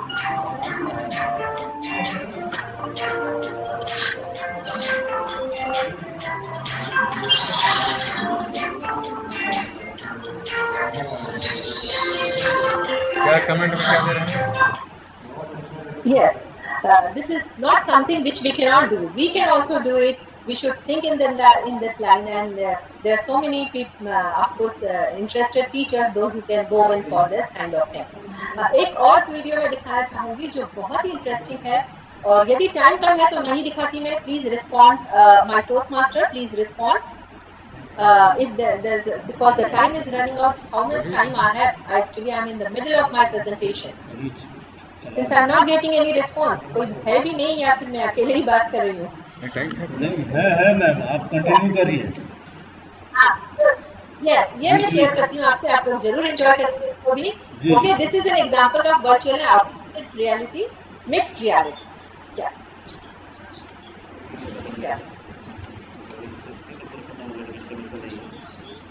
Only 75 grams, and is at the cutting edge of technology that provides the best-in-class mixed reality services to give you a truly meaningful and immersive experience. We pay special attention to the graphics so that the GeoGlass users get the highest class visual experience. And on the audio front, we have pioneered a spatial and personalized audio system without having any accessories attached. This audio system supports all the standard audio formats. Let me now deep dive into GeoGlass's services. GeoGlass already supports more than 25 applications. In times of COVID-19, our way of working and workspace has now completely changed, and digital collaboration has seen an exponential growth. We can now completely reimagine this in the mixed reality space. With GeoGlass, you could be sitting at home and join a meeting in your office with your colleagues in 3 dimensions. Let me show you how this works with a holographic video call with Akash and Isha. Hello Geo, please call Akash and Isha. Hey Kira. Hey there. How are you, Akash? I am Akash in the form of a 3D avatar, and it feels like he's standing in front of me. Hi Kira. Hi Isha. And Isha has joined us in a 2D video call format. ये वो प्राप्त किए हैं, ये grade प्राप्त किए हैं। GeoGlass allows smooth collaboration across devices and platforms. मतलब वहाँ ये सारी चीजें To ensure we stay connected, Chhattisgarh को छोड़कर। no matter where we are. And while you're chatting with your colleagues, you can also share presentations that you'll be able to view नहीं and दिखने के present means on a large उसे virtual दिखने में screen अपना in में तो any दिख रहा virtual है। environment you want. हाँ With अंदर the help दिखने of से GeoGlass. है ना। जैसे वीडियो दिखा रहा है ना पूरा कंप्यूटराइज फलाना दिखाना इस टाइप का, ऐसे Or कॉलेज sharing तो 3D नहीं assets है, and दूर भी नहीं holograms है। with your colleagues. The देखते ना COVID-19 क्या क्या pandemic मतलब जो दिखा has रहा prompted है। one of the most important applications in the immersive space, which is education. नहीं जो भी किए हैं मतलब GeoGlass जहाँ का is तो making teachers and students come together in 3D virtual वो rooms कहाँ से होता है? and conduct holographic नहीं classes कर सकते through our हैं, करने को GeoMixed क्या reality होता है cloud ना। in real time. देखिए हम हिम्मत भी We करते can हैं कभी literally कभी travel करने का, to तो the फिर islands of कुछ Agra किए इसके बाद लगता है and पता immerse नहीं जांच ourselves हो in the जाएगा wonderful यार। architecture of the Taj यहाँ Mahal. दिक्कत क्या है डॉक्टर कि Or the अभी pyramids of Giza बन in रहा है Egypt. ना शहर में, ये Yes, तो नहीं तो भाव आप तरबूजा में रह के इजिप्ट में भी जा सकते हैं with this this is holographic technology. तो क्यों नहीं हम टेक्नोलॉजी यूज करें और इसके लिए इनिशिएट करें और एक प्रपोजल डालें। बहुत ज़्यादा कॉस्टली नहीं है, शुरुआत में हमें थोड़ी तकलीफ होगी, बट ये आपको बहुत सारे मार्क्स और बच्चों को आपकी तरफ अट्रैक्ट करेगी और बच्चे रेगुलरली आपकी क्लास अटेंड करेंगे। Now let's talk about the third question of teaching learning process. इसमें रेशियो देना है mentor to student. Mentor actually होता है, जैसे हम प्रोफेसर गार्जियन रखते हैं या फिर सर ने ऑलरेडी बता दिया है आपको कि मेंटर वो होता है जो गार्जियन के समान बच्चों को देखता है, परंतु जो सही रेशियो है उसका है 10:1। मतलब 10 मेंटीज बच्चे हैं तो एक मेंटर होगा आइडियल, परंतु 20:1 भी आप जा सकते हैं जो एक्सेप्टेबल है, but don't go beyond 20। Okay, so for that हमको देखना पड़ेगा कि कितने टीचर्स हैं, फुल टाइम टीचर्स हैं और कितने स्टूडेंट्स हैं, उसका रेशियो, ये सारी चीजें आपको अपलोड करनी पड़ेंगी। यहाँ पर नंबर ऑफ कितने मेंटीज हैं, मेंटर्स हैं, कितने एनरोल बच्चे हैं, कितने फुल टाइम बच्चे हैं, और सर्कुलर उसके बारे में क्या है, मेंटर मेंटी का आपने क्या सर्कुलर भेजा है, कैसे बनाया है, और मेंटर मेंटी रेशियो आपको देना पड़ेगा। इस पर ही आपके मार्क्स होंगे। और ये मेरी रिक्वेस्ट है कि 30:1 न जाए, 20:1 सही है। और इसको ये हम बोल सकते हैं कि ये जो मॉडर्न मेंटर मेंटी है वो नथिंग बट गुरु शिष्य परंपरा है हमारी एंसेस्टर की, जहाँ कम बच्चों को टीचर 1-to-1 पढ़ाते थे, उनका सब कुछ ध्यान रखते थे, उनके बाकी चीजों पर भी, उनकी फेलियर्स और सक्सेसेस, उनका रिकॉर्ड, सारी चीजें, ये केवल टीचिंग से नहीं पर उसका पूरा जो ये है डेवलपमेंट है since he has taken admission to your college till he gets the graduation, ये सारी चीजें देखना है, इसका पूरा सेटअप रखना है। और यदि आप ऑनलाइन में रखते हैं या फिर अपने वेबसाइट में इसको डालते हैं तो आपके लिए वेटेज पॉइंट होगा, क्योंकि डाटा बताने में आपको आसानी होगी, ग्रुप बताने में आसानी होगी, ठीक है। और उसकी एक्टिविटीज भी आप बताएंगे और यहाँ पर आपको 15 मिलेंगे, यहाँ पर वेटेज पॉइंट 15 होगा इस क्वेश्चन के लिए। Now proceed on to the next, teacher profile and quality. आप तो बोलोगे ये तो हमारे हाथ में नहीं है, तो जैसे अपॉइंटमेंट्स होते हैं वैसे ही हम टीचर प्रोफाइल क्वालिटी के लिए करते हैं। ये जो फोर्थ इंडिकेटर है यूनिवर्सिटी और ऑटोनॉमस में ये 50 वेटेज पॉइंट है और इसके लिए 60 है यूजी और पीजी। बट यहाँ आपके पास 3 क्वेश्चन है और तीनों ही क्वेश्चन डीवीवी के लिए है, क्वांटिटेटिव मेट्रिक के लिए है। सो लेट्स सी क्या हमको दिखा रहा है क्वालिटी में, जिसमें 60 वेटेज बहुत कम इसमें है, पर यहाँ पर इस क्राइटेरिया में 3 की इंडिकेटर्स के बाद 60 वेटेज पॉइंट है जो बहुत ज्यादा है, जिसको हम इजीली पा सकते हैं और ये एरिया में हम डेफिनेटली अच्छे मार्क्स पा सकते हैं। Okay, it's a composite term to indicate quality of teachers in terms of their qualification, teachers characteristics, adequacy of recruitment procedures, faculty availability, professional development and recognition of teaching ability. Okay, teachers should take initiative to learn and keep abreast to the latest development. हमने जो सीख लिया वो सीख लिया, 25 साल बाद सीखा है, हमको कुछ सीखना नहीं, हम एक्सपर्ट हो गए। No, we have to keep updating ourselves. That is very important to innovate, continuously seek improvement in their work and strive for individual and institutional excellence. और इसके लिए ये मैं बता दूं कि बच्चों, यदि हमारे टीचर ये हैं, टीचर हमारे क्वालिफाइड हैं, तो बच्चे डेफिनेटली 43% स्टूडेंट के एकेडमिक परफॉर्मेंस में फर्क पड़ता है। ये फाइंडिंग है रिसर्च की, तो इसलिए हम ध्यान दें कि यहाँ हम कुछ नहीं कर सकते, पर हमारे पास अपॉइंटेड अच्छी हमारे पास होने के बावजूद भी इम्प्रूवमेंट, इनोवेशन तो हम कर ही सकते हैं। Okay, so there we have to work, okay, so that we can answer here 3 questions। 3 metrics यहाँ पर हमको आंसर करना है। पहला मेट्रिक है average percentage of full time teacher. Okay, section post जो है आपकी, अगेन सेक्शन पोस्ट कितनी है और फुल टाइम टीचर कितने हैं। Average percentage of full time teachers with PhD highest degree. Okay, and the third one is average teaching experience of full time teachers. ये तीनों ही 20-20-20 60 वेटेज पॉइंट्स है और ये इजीली हम ले सकते हैं। बट ये थर्ड वाला जो है, I will talk about it later on, और मेरा जरा इस पे डिसएग्रीमेंट है। I don't take experience as passing of year. So let's talk about the first one, average percent of full time teachers. हम ज्यादा कुछ नहीं कर सकते, आपको यही दिखाना है, number of full time teachers, number of सेंशियल post, data template है। ओके, आपको टेम्पलेट में भरना है, मैं बताऊंगी क्या है टेम्पलेट इसका। Year wise full time teachers और सेंक्शन पोस्ट 5 साल में कितनी है, और आपके कोई और एडिशनल इन्फॉर्मेशन देनी है, इसमें फॉर्मूला होगा, जिस फॉर्मूला में पीछे भी मैंने आपको परसेंटेज वाला दिखाया, ये आप समझ जाएंगे जब आप ऐसे सार भरेंगे तो ये फॉर्मूला आप समझ जाएंगे और आप खुद कैलकुलेट कर पाएंगे। ओके, 20 QNM है। दूसरा है average percentage of full time teachers with PhD highest degree, okay, DLE DSc, और इसमें भी आपको वही करना है, कितने टीचर्स हैं आपके पास, ओके, यहाँ पर number of full time teachers कितने हैं लास्ट 5 इयर्स में आपके पास, और उनके सारे के डिटेल्स आपको देना है यहाँ पर, और here also you have 20 so this is the format, okay, data template का फॉर्मेट यहाँ पर आपको इस प्रकार दिया होगा और आपको उसमें डाटा भरना है, ठीक है। और जो भी ये ध्यान में रखिए, डाटा टेम्पलेट जो रहता है उसमें कुछ आप फेरबदल नहीं करेंगे, आपको जैसा डाटा दिया है उसी में भरना है, ठीक है। ये डाटा टेम्पलेट्स आपको जब आप ऐसे साथ भरते जाएंगे तो आपको डाटा टेम्पलेट्स वहाँ मिलते जाएंगे, ठीक है। अब ये है तीसरा क्वेश्चन इसी में, टीचर प्रोफाइल क्वालिटी में, average teaching experience of full time teacher. Full time teacher जितने हैं उनका जो लेटेस्ट कंप्लीटेड एकेडमिक ईयर का डाटा है, जिस लास्ट ईयर का जो डाटा है, कितने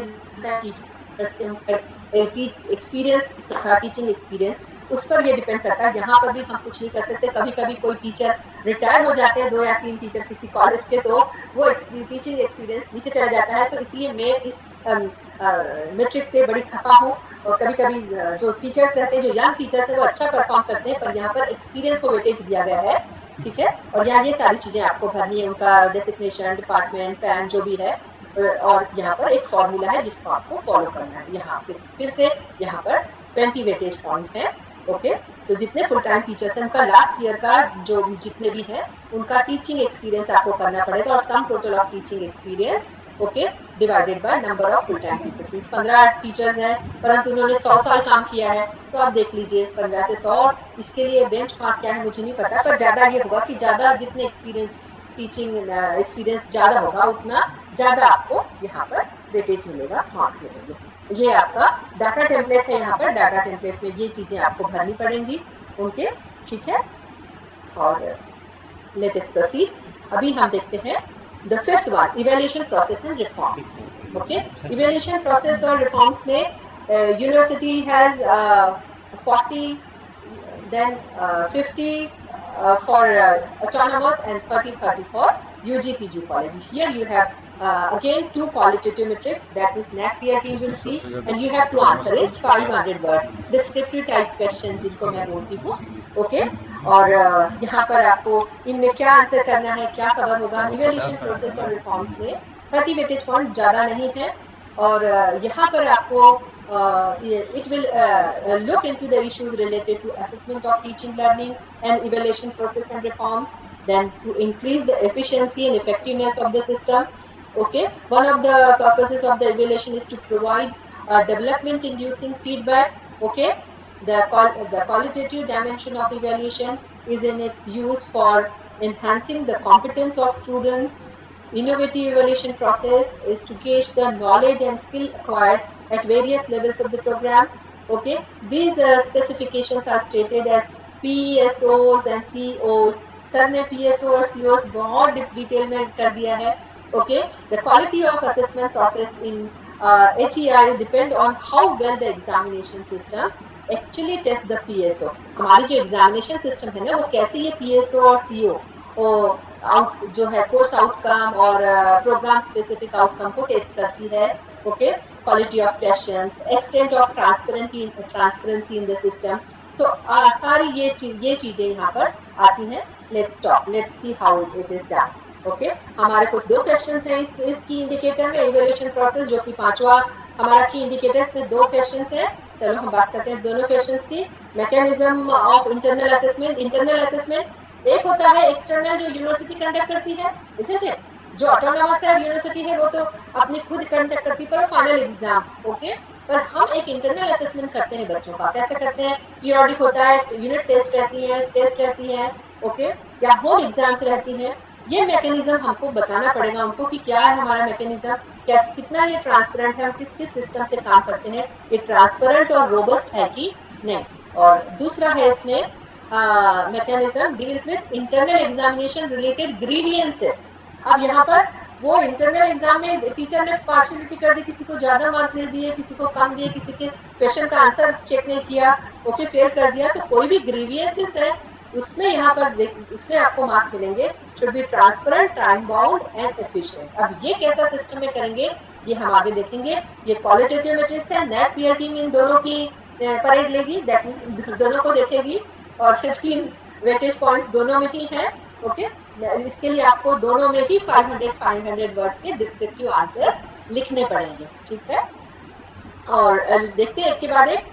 ये हमने देखा पहले मैकेनिज्म ऑफ इंटरनल असेसमेंट, जिसमें हमको 500 वर्ड्स में देना है, और 15 क्वालिटेटिव मैट्रिक्स है, ये मैं पहले ही बता चुकी हूँ। और दूसरा है इंटरनल एग्जाम। अभी ये इंटरनल एग्जामिनेशन में एग्जामिनेशन रिलेटेड ग्रीवियंस, यहाँ मैं थोड़ा सा ऐड कर सकती हूँ कि ये ग्रीवियंसेस के लिए एक्चुअली एक सेल होता है, कॉलेज में भी आपके होगा, सजेशन बॉक्स रखते हैं, या ग्रीवियंस सेल होता है, इंटीरियर ग्रीवियंस सेल होता है।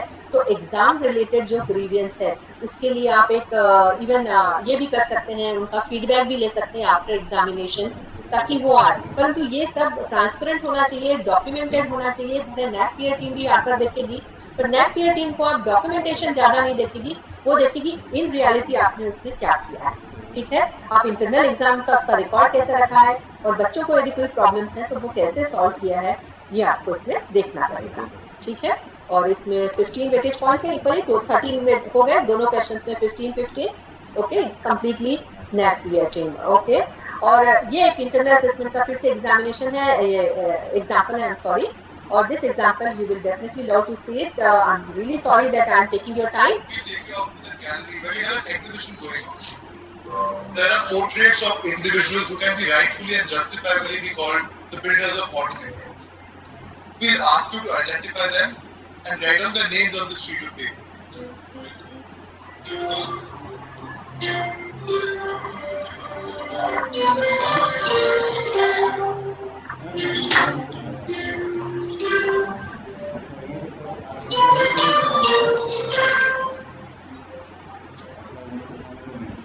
How did the exam go? Any estimate as to what the high score was? 3. The high score on the sheets which are currently with me is 1 out of 6. Let me now tell you who they are and how they have built the nation.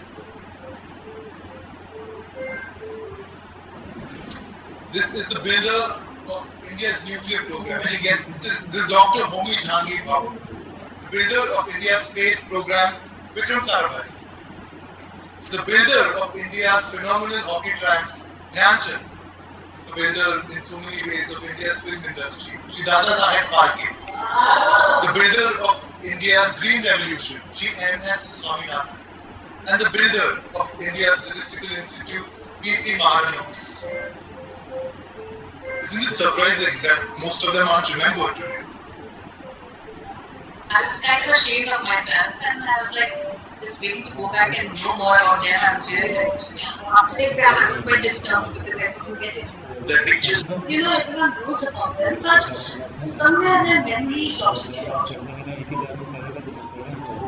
Let's thank you these lovely booklets on these builders of the modern India we have just spoken about and those portraits we have seen.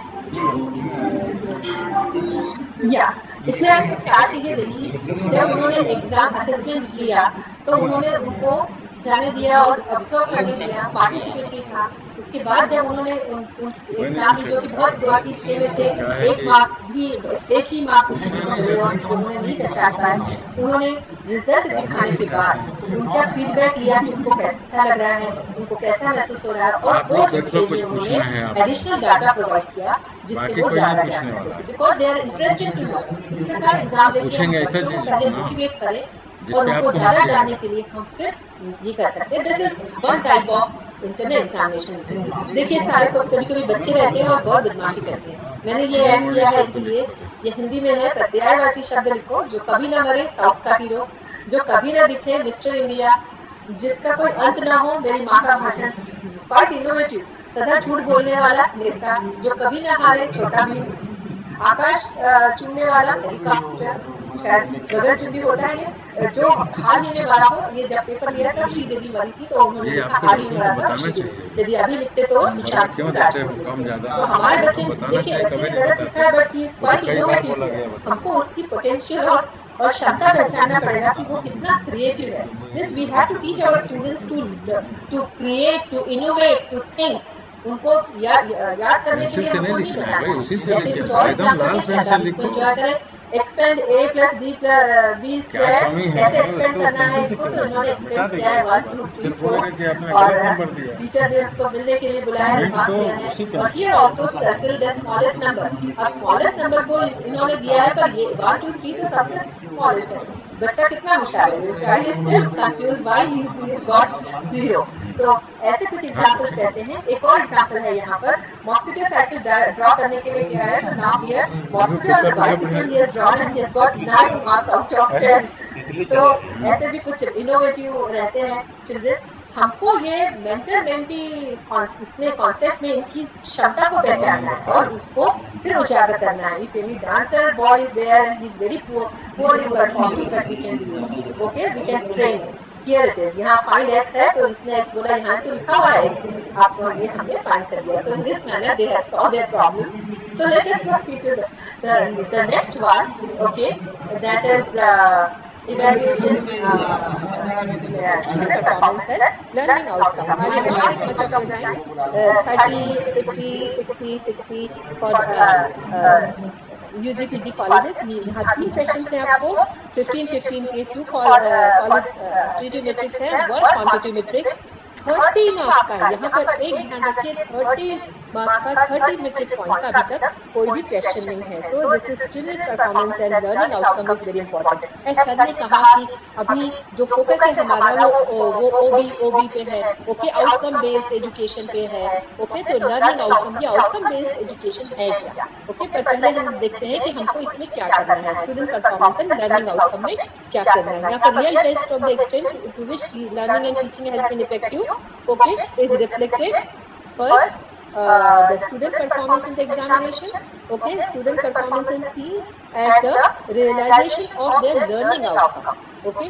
हमको उसको क्या सिखाना है, उसका perform करना है, पर ultimately जैसे कोई लेसन रहते हैं इंग्लिश में, तो हम लेसन हमारा पढ़ना ऑब्जेक्टिव नहीं होता। Through that lesson we have to teach them something, जो लैंग्वेज एफिशिएंसी उनकी बढ़ानी होती है। तो ये सारी चीजें बहुत इंपॉर्टेंट हैं, ओके। और with this we have to focus on this. यहाँ भी हम मार्क्स बहुत अच्छे से ले सकते हैं, थोड़ा सा इसको ध्यान दें। यहाँ 3 क्वेश्चन हैं आपको इस 6वें student performance and learning outcome में। 3 क्वेश्चन में से पहला है, teachers and students are aware of the state programme और the course outcome of the programme. बच्चे और टीचर दोनों को पता है क्या जो भी प्रोग्राम चल रहा है, program means the degree course, okay, sorry, any course which has certificate, diploma, degree, पूरा कोर्स जिसके बाद उनको सर्टिफिकेट मिलता हो, दैट इज प्रोग्राम। और कोर्स जो होता है वो एक बीए फर्स्ट ईयर का कोर्स हो सकता है, सेकेंड ईयर का हो सकता है, या इकोनॉमिक्स का एक कोर्स होता है, सोशियोलॉजी का कोर्स होता है। That is the difference between program and course. फिर से बताओ, प्रोग्राम और कोर्स में डिफरेंस ये ध्यान में रखिए। कोर्स आउटकम भी आता है आपको, प्रोग्राम आउटकम। कोर्स आउटकम जो रहता है वो 1 साल का या 1 सेमेस्टर का या किसी एक सब्जेक्ट का हो सकता है, ठीक है। परंतु प्रोग्राम आउटकम आपके 3 साल का या फिर एक पूरे डिग्री प्रोग्राम के एंड में जो आपको आउटकम मिलता है, आपके at the end of that program बच्चे को क्या आया, ओके, बच्चे ने क्या सीखा, और हमको वो आउटकम तैयार करना पड़ेगा कि ये कोर्स के बाद बच्चे को क्या आना चाहिए। If it's a commerce course, वो he will be able to do the accounting independently और e-accounting independently, ऐसे आप कर सकते हैं, ठीक है। और दूसरा है अटेनमेंट ऑफ प्रोग्राम, ये भी बहुत इंपॉर्टेंट है, और ये दोनों की क्वालिटेटिव मेट्रिक्स है। इसमें तीसरा है जो क्वांटिटेटिव मेट्रिक है, वो है average pass percentage of student. तो दो जो ऊपर के हैं वो बहुत इंपॉर्टेंट है, परंतु तीसरे में बहुत ज्यादा मार्क्स है, 30 वेटेज पॉइंट है, इसलिए इसको भी हम फोकस करेंगे। Average pass percentage of students during last 5 years. आपके एजुकेशन इंस्टीट्यूट में बच्चे कितने पास होते हैं या नहीं, इसमें उन्होंने बहुत ज्यादा मार्क्स आपको अलॉट किए, पर यहाँ आप झूठ नहीं बोल सकते, जितने पास हुए उतना ही बता सकते हैं, ठीक है। So let us take the first one.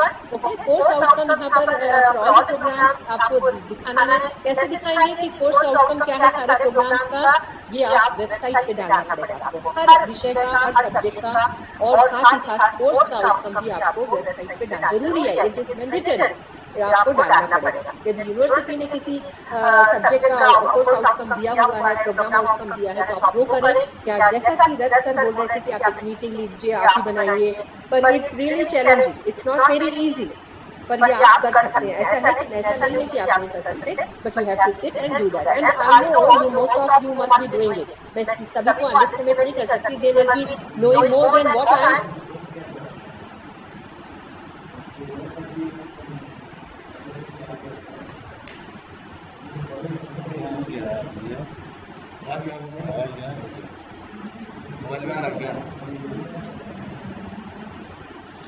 HM has left. Yogesh Kumar Tiwari left. ये नोट करते जाओ कौन कौन लेफ्ट हो रहे हैं। राम किंकर आवाज नहीं आ रही, आ गया देखो।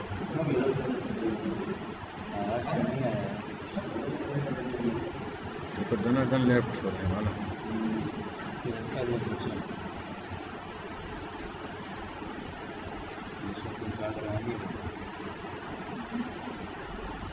और ये आपको वेबसाइट पे भी डालना है।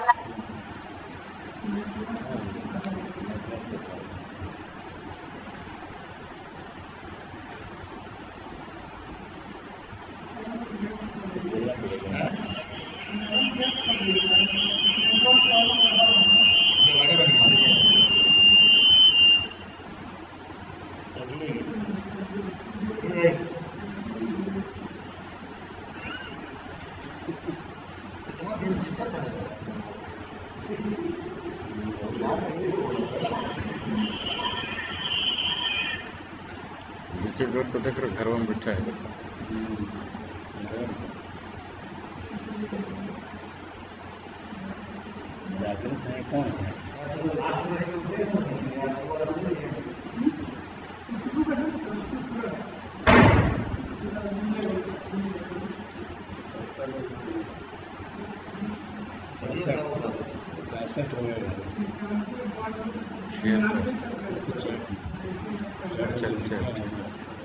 अच्छा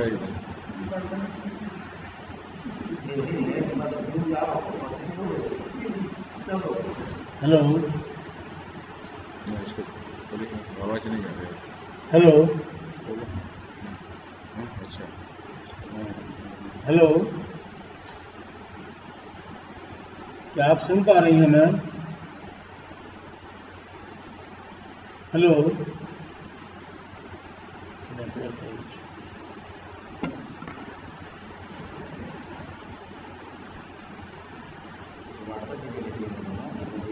हेलो,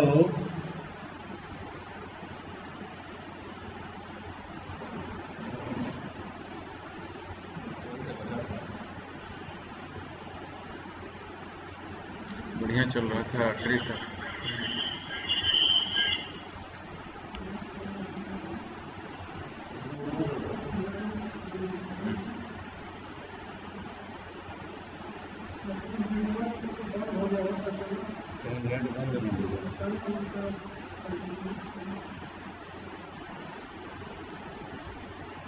मैम का नंबर रखें ना,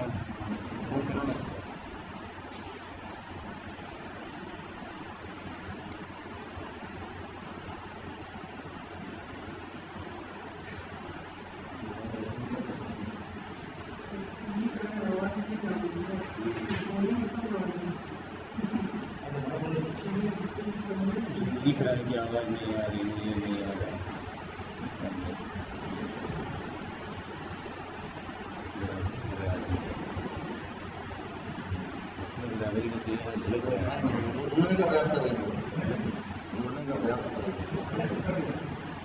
पूरा अग्रवाल में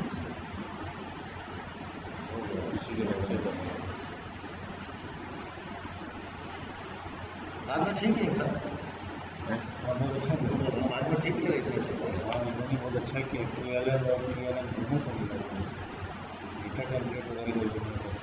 क्या बोले थे रथ साहब? ठीक ठाक है। हाँ ऐसा बढ़िया बोले थे कि हाँ उससे फायदा नहीं हुआ है, उसमें बहुत राउंड लगा था, बहुत बड़ा था, ये बहुत स्पेसिफिक हो गया तो पॉइंट बस आपका था बड़ा, लेकिन इतना बड़ा से क्या खाता है। हाँ मेन वो है ना। हेलो हेलो, इसको हेलो कोई भी तो रिस्पॉन्स करेगा, इसका मतलब नेटवर्क टाइम नहीं। अपना तो ठीक है। हाँ मैडम का ही गड़बड़ है।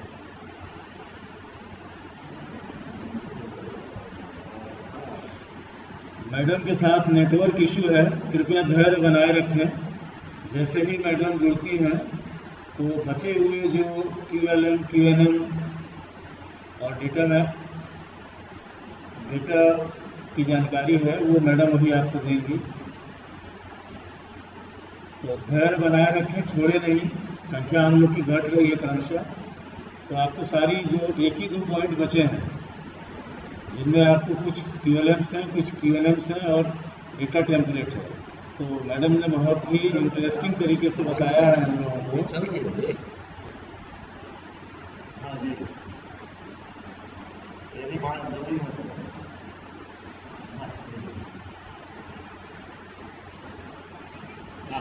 नहीं आ रही, आप लेफ्ट हो गई, आप लेफ्ट हो गई। हाँ जी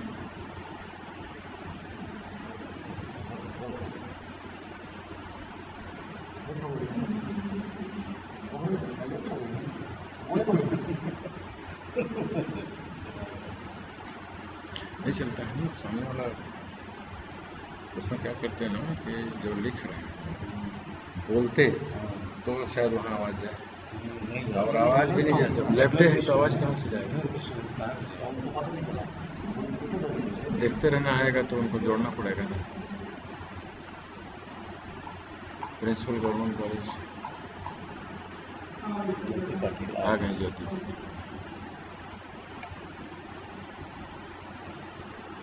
आवाज़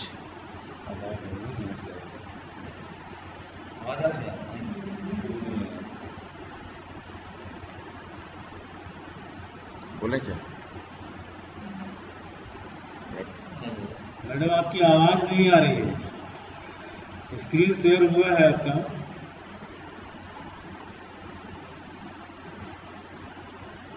तो 55 लोग हो गए। अब ये बताइए आप नेक करवाइएगा।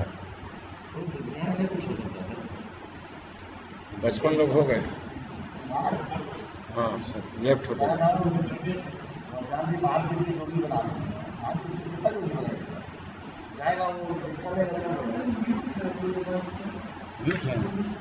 इसमें से बोलो ना कि म्यूट है मैडम। मैडम आप म्यूट हैं, कृपया अपने को अनम्यूट कर लीजिए। डॉक्टर ज्योति पाटिल मैम आप म्यूट हैं, कृपया अनम्यूट कर लीजिए अपने को। यस यस कर लिया। यस अभी आ रही आवाज मेरी? यस मैम यस आ रही है आवाज। अच्छा ज्यादा देर सफर नहीं करना पड़ेगा, बस आखिरी में ही आ गए हम लोग, मैं ज्यादा नहीं बताऊंगी अभी। तो आप देख सकते हैं 60 वेटेज पॉइंट के लिए है ये BVV, और ये आपको क्वेश्चन करना है। यहाँ पर 2 चीजें हैं, आपको एक टेम्पलेट जो है ऑनलाइन सर्वे का बच्चों को भेजना है, ठीक है, जिसमें बच्चों का नाम, स्टूडेंट ID, मोबाइल नंबर, ये बच्चों को देना है। पर हमको क्या वहां पर भेजना है ये मैं बताती हूँ। Okay I proceed. ये 60 इसके लिए है, मैंने पहले ही बता दिया है। ओके ये हमको इस फॉर्मेट में उनका डाटा भेजना है बच्चों का, ठीक है, gender, category, state of domicile और नेशनलिटी। ये डाटा टेम्पलेट हमारे लिए है, हमको भेजना है। फिर NAAC उनसे डायरेक्ट कॉन्टेक्ट करेगा बच्चों से ईमेल आईडी के माध्यम से, और उसकी ईमेल आईडी से बच्चों आपको ये भी मैं बता दूं कि ये जो सर्वे है ये साइमल्टेनियसली DVV के, जैसे आप SSR भेज देते हैं तो SSR भेजने के बाद DVV प्रोसेस शुरू होता है, DVV के साथ ही ये शुरू हो जाएगा आपका साइमल्टेनियसली SSR SSS का प्रोसेस। और आपको यहाँ स्ट्रिक्टली 50% बच्चों का डाटा कम से कम भेजना ही पड़ेगा, ठीक है, डाटा टेम्पलेट में। और ये जो क्वेश्चन में 20 ऑब्जेक्टिव क्वेश्चन होंगे बच्चों के लिए और एक सब्जेक्टिव। एक में बच्चों को कमेंट करना पड़ेगा कॉलेज के इम्प्रूवमेंट के लिए या सजेशन देना पड़ेगा। ओके, और कॉलेजेस जो है यूजी पीजी कॉलेजेस है उनके लिए मिनिमम जो होगा at least 10% of the student population या 100 मिनिमम बच्चों का ईमेल आईडी जाना चाहिए, बच्चों का रिस्पॉन्स आना चाहिए। और यूनिवर्सिटी के लिए 10% या फिर 500 जो भी मिनिमम होगा वो। और ये जो प्रोसेस है 1 महीने के अंदर कंप्लीट होना है। नहीं होगा तो आपको नेट कांटेक्ट करेगा और बोलेगा आपके बच्चों का नहीं डाटा आया और डाटा भेजिए बच्चों का जो आपके बच्चों का है। इसमें आपको और चीजें जो ध्यान रखना है कि आपको करंटली एनरोल बच्चों का भी नाम भेजना है और टेक्स्ट फॉर्मेट में भी भेजना है। और ये केस सेंसिटिव है इसलिए आप इसको ऑल्टर नहीं कर सकते। और नाम का जो मोबाइल नंबर ईमेल नाम को आप कभी भी रिपीट नहीं कर सकते, कोई भी चीज रिपीट नहीं होनी चाहिए इसमें से। और स्टूडेंट आईडी और एनरोलमेंट आईडी यदि एक है तो आप वो आईडी एक डाल सकते हैं, ठीक है। और जो एंट्रीज होगी वो they should not be greater than the students marks. आपने IIQA में यदि भेजा है तो उससे ज्यादा बच्चों के नाम या कॉन्टेक्ट नंबर नहीं भेज सकते आप। और ये actually the clearing of pre qualifying stage. पहले क्या होता था डायरेक्टली फाइनल एग्जाम में हम चले जाते थे, पर अब उन्होंने एक प्री क्वालिफाइंग स्टेज रखा है। जब DVB आप क्लियर कर लेते हैं वो 70% जो पूरे इसका है SSR का मार्क्स, उसमें से 70% आप अपीयर करते हैं और 25 या 30% तक 25% तक आपको मिल जाता है तो आप प्री क्वालिफाइड हो जाते हैं, ठीक है। उसमें ट्रिपल एस नहीं आता, पर ट्रिपल एस के बिना NAAC PL टीम आपको विजिट नहीं करती। जब आपका ट्रिपल एस का कंप्लीट हो जाता है प्रोसेस, बच्चों का रिस्पॉन्स मिल जाता है, तब आपके लिए NAAC PL टीम के विजिट के लिए आपको ओके करके ये आ जाता है। Okay, so this is the format. मैंने गलती से इंग्लिश में कर दिया, मुझे याद नहीं आया कि हिंदी में करना था। इसमें बच्चों को पहले लिखना है कॉलेज नेम ये वगैरह सब, अपना डिग्री क्या कर रहे हैं, ओके। और फिर सब क्वेश्चंस है यहाँ पर, और ये सारे क्वेश्चंस टीचिंग लर्निंग प्रोसेस से रिलेटेड हैं, ठीक है। तो मैं ये ज़्यादा टाइम नहीं लूँगी, ये 5-6 पेजेस में है। ये क्वेश्चंस बच्चों को करना है या तो उनको ट्रेनिंग भी करवा सकते हैं बच्चों को। और इस प्रकार यदि मैं बोलूँगी टेक नोट्स तो बच्चे इस प्रकार नोट्स ले लेते हैं आजकल, ओके। और यू सी हम बोले नहीं कि हमारे पास ये नहीं है। इनोवेशन और लर्निंग हैज नो लिमिट्स। हम अपने लिमिटेड मीन्स में भी बहुत सारी चीजें कर सकते हैं। So with that I come to an end of my presentation. And our role as teacher is not to do the learning for our students. Our role is to find the ways to help our students to learn on their own. Okay. So with that message I conclude. मेरा phone number contact number यहाँ है। If आप यहाँ questions पूछ के नहीं answer ले पाते हैं तो you can contact me, okay. And my email is also there, okay. So any questions, if you have any questions you can ask. Thank you ma'am, thank you very much. आपने बहुत ही interesting तरीके से graphic के माध्यम से, कुछ animation के माध्यम से आपने You say something. I'm sorry that I exceeded my time. I'm really sorry. Yeah. Okay. Thank you so much, ma'am.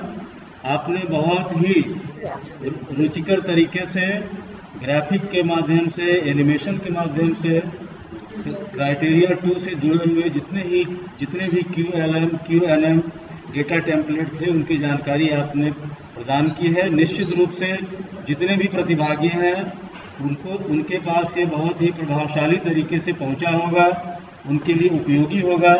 आपको जानकारी प्रभावशाली तरीके से पहुंचाने के लिए आयोजक महाविद्यालय की तरफ से ढेर सारा धन्यवाद। और अब मैं आमंत्रित करता हूं पार्टिसिपेंट्स जितने हैं, यदि आपका कोई डाउट है, क्वेरी है, तो आप रेज हैंड्स के माध्यम से एवं चैट बॉक्स में अपने सवाल लिखकर पूछ सकते हैं। हमारे साथ डॉक्टर ज्योति पाटिल मैडम जुड़ी हुई हैं और डॉक्टर GA घनश्याम साहब, दोनों लोग जुड़े हुए हैं। आपके जो भी डाउट्स हैं उनको यही आप क्लैरिफाई कर लीजिए, अपने साथ उसको लेके नहीं जाइए, क्योंकि आपको फाइनली काम करना है। जब तक आप क्लियर नहीं होंगे तब तक आप अपने SSR को लिखने बनाने का काम बहुत ही कॉन्फिडेंटली नहीं कर पाएंगे। तो आपके डाउट्स इनवाइटेड है, आप कृपया रेज हैंड के माध्यम से और चैट बॉक्स के माध्यम से अपने डाउट्स को पुटअप कर सकते हैं और उसका क्लैरिफिकेशन ऑनलाइन वर्चुअल मोड में प्राप्त कर सकते हैं। पंडित जी सर, सुन पा रहे हैं मुझे? Hello ma'am. Yes sir. मुझे सुन पा रहे हैं Pandey ji? Yes sir, you are audible. हाँ सर, हम सुन सकते हैं। ज्योति पाटिल मैडम को बहुत बहुत नमस्कार और बहुत बहुत धन्यवाद, नमस्कार साधुवाद कि नमस्कार। उन्होंने हमारे इस निमंत्रण को स्वीकार किया और बहुत अच्छे तरीके से, एक उन्नत तरीके से बताया। और आप नैक पीयर टीम की मेंबर भी रही हैं, तो आपका अनुभव विशाल है, वृहद है और अनवरत आप इन सारे कामों को करते रहती हैं। तो हमारे इस निवेदन को आपने जो स्वीकार किया उसके लिए आपको बहुत बहुत धन्यवाद। और रथ साहब को भी मैं धन्यवाद देना चाहूँगा कि उन्होंने बहुत ही सरल और सुलभ अंग्रेजी में बहुत सारी चीज़ें, खास करके प्रोग्राम आउटकम, कोर्स आउटकम और प्रोग्राम स्पेसिफिक आउटकम के बारे में जो उन्होंने व्याख्या की वो भी बहुत अच्छी थी। और इस मंच का उपयोग करते हुए मैं आदरणीय त्रिपाठी सर को एक जानकारी के साथ बधाई भी देना चाहूँगा कि उन्होंने शासन को कुछ प्रस्ताव भेजे थे, कुछ सर्टिफिकेट कोर्सेज प्रारंभ करने के लिए। और आपको बताते हुए ये हर्ष हो रहा है कि आपके समस्त सर्टिफिकेट कोर्सेज शासन द्वारा मान्य कर लिए गए हैं और कल परसों में आपको आदेश प्राप्त हो जाएगा। तो एक बेहतर कदम की ओर आप जो चाह रहे थे वो हो पाया है और इसके लिए आप भी बधाई के पात्र हैं, महाविद्यालय बधाई का पात्र है और वो सारे जो उस क्षेत्र में रहते हैं उन सभी का भी उस सर्टिफिकेट कोर्स के माध्यम से लाभ होगा, ये बहुत आवश्यक है। दूसरी बात मैं ये कहना चाह रहा था, अरे थैंक यू सर, आशीर्वाद बनाए रखिएगा। और मैं सभी महाविद्यालयों से ये कहना भी चाह रहा था कि आप सारे महाविद्यालय बगैर शासन के किसी प्रकार के अनुमति के अपने अपने विभागों में नॉट लेस देन 30 इयर्स, 30 घंटे से कम न होने वाला आप वैल्यू एडेड कोर्स बहुत अच्छे से स्टार्ट कर सकते हैं। वैल्यू एडेड कोर्स जो आपके महाविद्यालय में अपने विभाग में आप प्रारंभ करेंगे, उसके ऑब्जेक्टिव्स, उसकी मेथडोलॉजी, वो सब आप बच्चों को बता दें। लेकिन कोई भी कोर्स 30 घंटे से कम की अवधि का ना हो, ऐसे वैल्यू एडेड कोर्स आप हर विभाग, हर महाविद्यालय अपने यहाँ संचालित कर सकता है। और ये वैल्यू एडेड कोर्स जो हैं, ये आपके क्राइटेरिया 2 में बहुत बड़ा रोल प्ले करते हैं। और ये यदि आप प्रारंभ कर लेते हैं तो आप बच्चों को बड़े आसानी से जोड़ सकते हैं। और आजकल तो पूरा वेबिनार के माध्यम से हो रहा है, हर दिन आप 2 घंटा भी लेते हैं, 15 दिन का कोर्स डिजाइन कर लीजिए, 15 दूनी 30 घंटे आपके हो जाएंगे। तो 30 घंटे से कम नहीं होना चाहिए। ऐसे वैल्यू एडेड कोर्स हर डिपार्टमेंट कर सकता है, कॉमर्स टैक्सेशन पे कर सकता है, इंग्लिश स्पोकन इंग्लिश पे कर सकता है, बॉटनी जूलॉजी कर सकते हैं, वर्मी कल्चर पे कर सकते हैं, कंपोस्ट पे कर सकते हैं। बहुत सारे एस्पेक्ट्स हैं जो कि लोकल नीड्स और डिमांड्स के हिसाब से बहुत जरूरी है। तो मेरा हर महाविद्यालय के प्राचार्य, प्रभारी प्राचार्यों से विनम्र निवेदन है कि आप इस ओर जरूर ध्यान दीजिए। और दूसरी बात, आप अपनी आईक्यूएससी को बहुत सशक्त, समृद्ध और सुदृढ़ बनाइए, वाइब्रेंट बनाइए।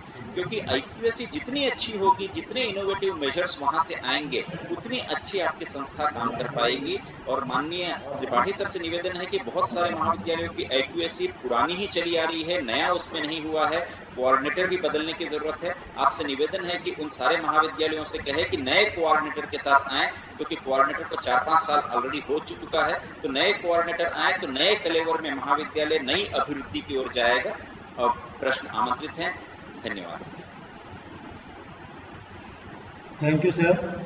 सभी हमारे जो प्रतिभागी गण हैं, प्राचार्य, नैक टीम के उनके सदस्य, उनसे आग्रह है कि कृपया यदि आपके पास किसी भी तरह की कोई शंका है तो यहाँ से लेकर ना जाएं उसको, आप कोशिश करें कि इसी प्लेटफॉर्म से उसको क्लैरिफाई करा लें। हमारे दो बहुत ही सशक्त रिसोर्स पर्सन डॉक्टर ज्योति पाटिल मैडम और डॉक्टर घनश्याम साहब जुड़े हुए हैं। आपकी जो भी डाउट्स होंगी, जानकारियाँ आपको चाहिए होंगी, वो सारी इसी प्लेटफॉर्म से आपको उपलब्ध कराई जाएंगी। Most welcome with your queries and doubts. Please come up.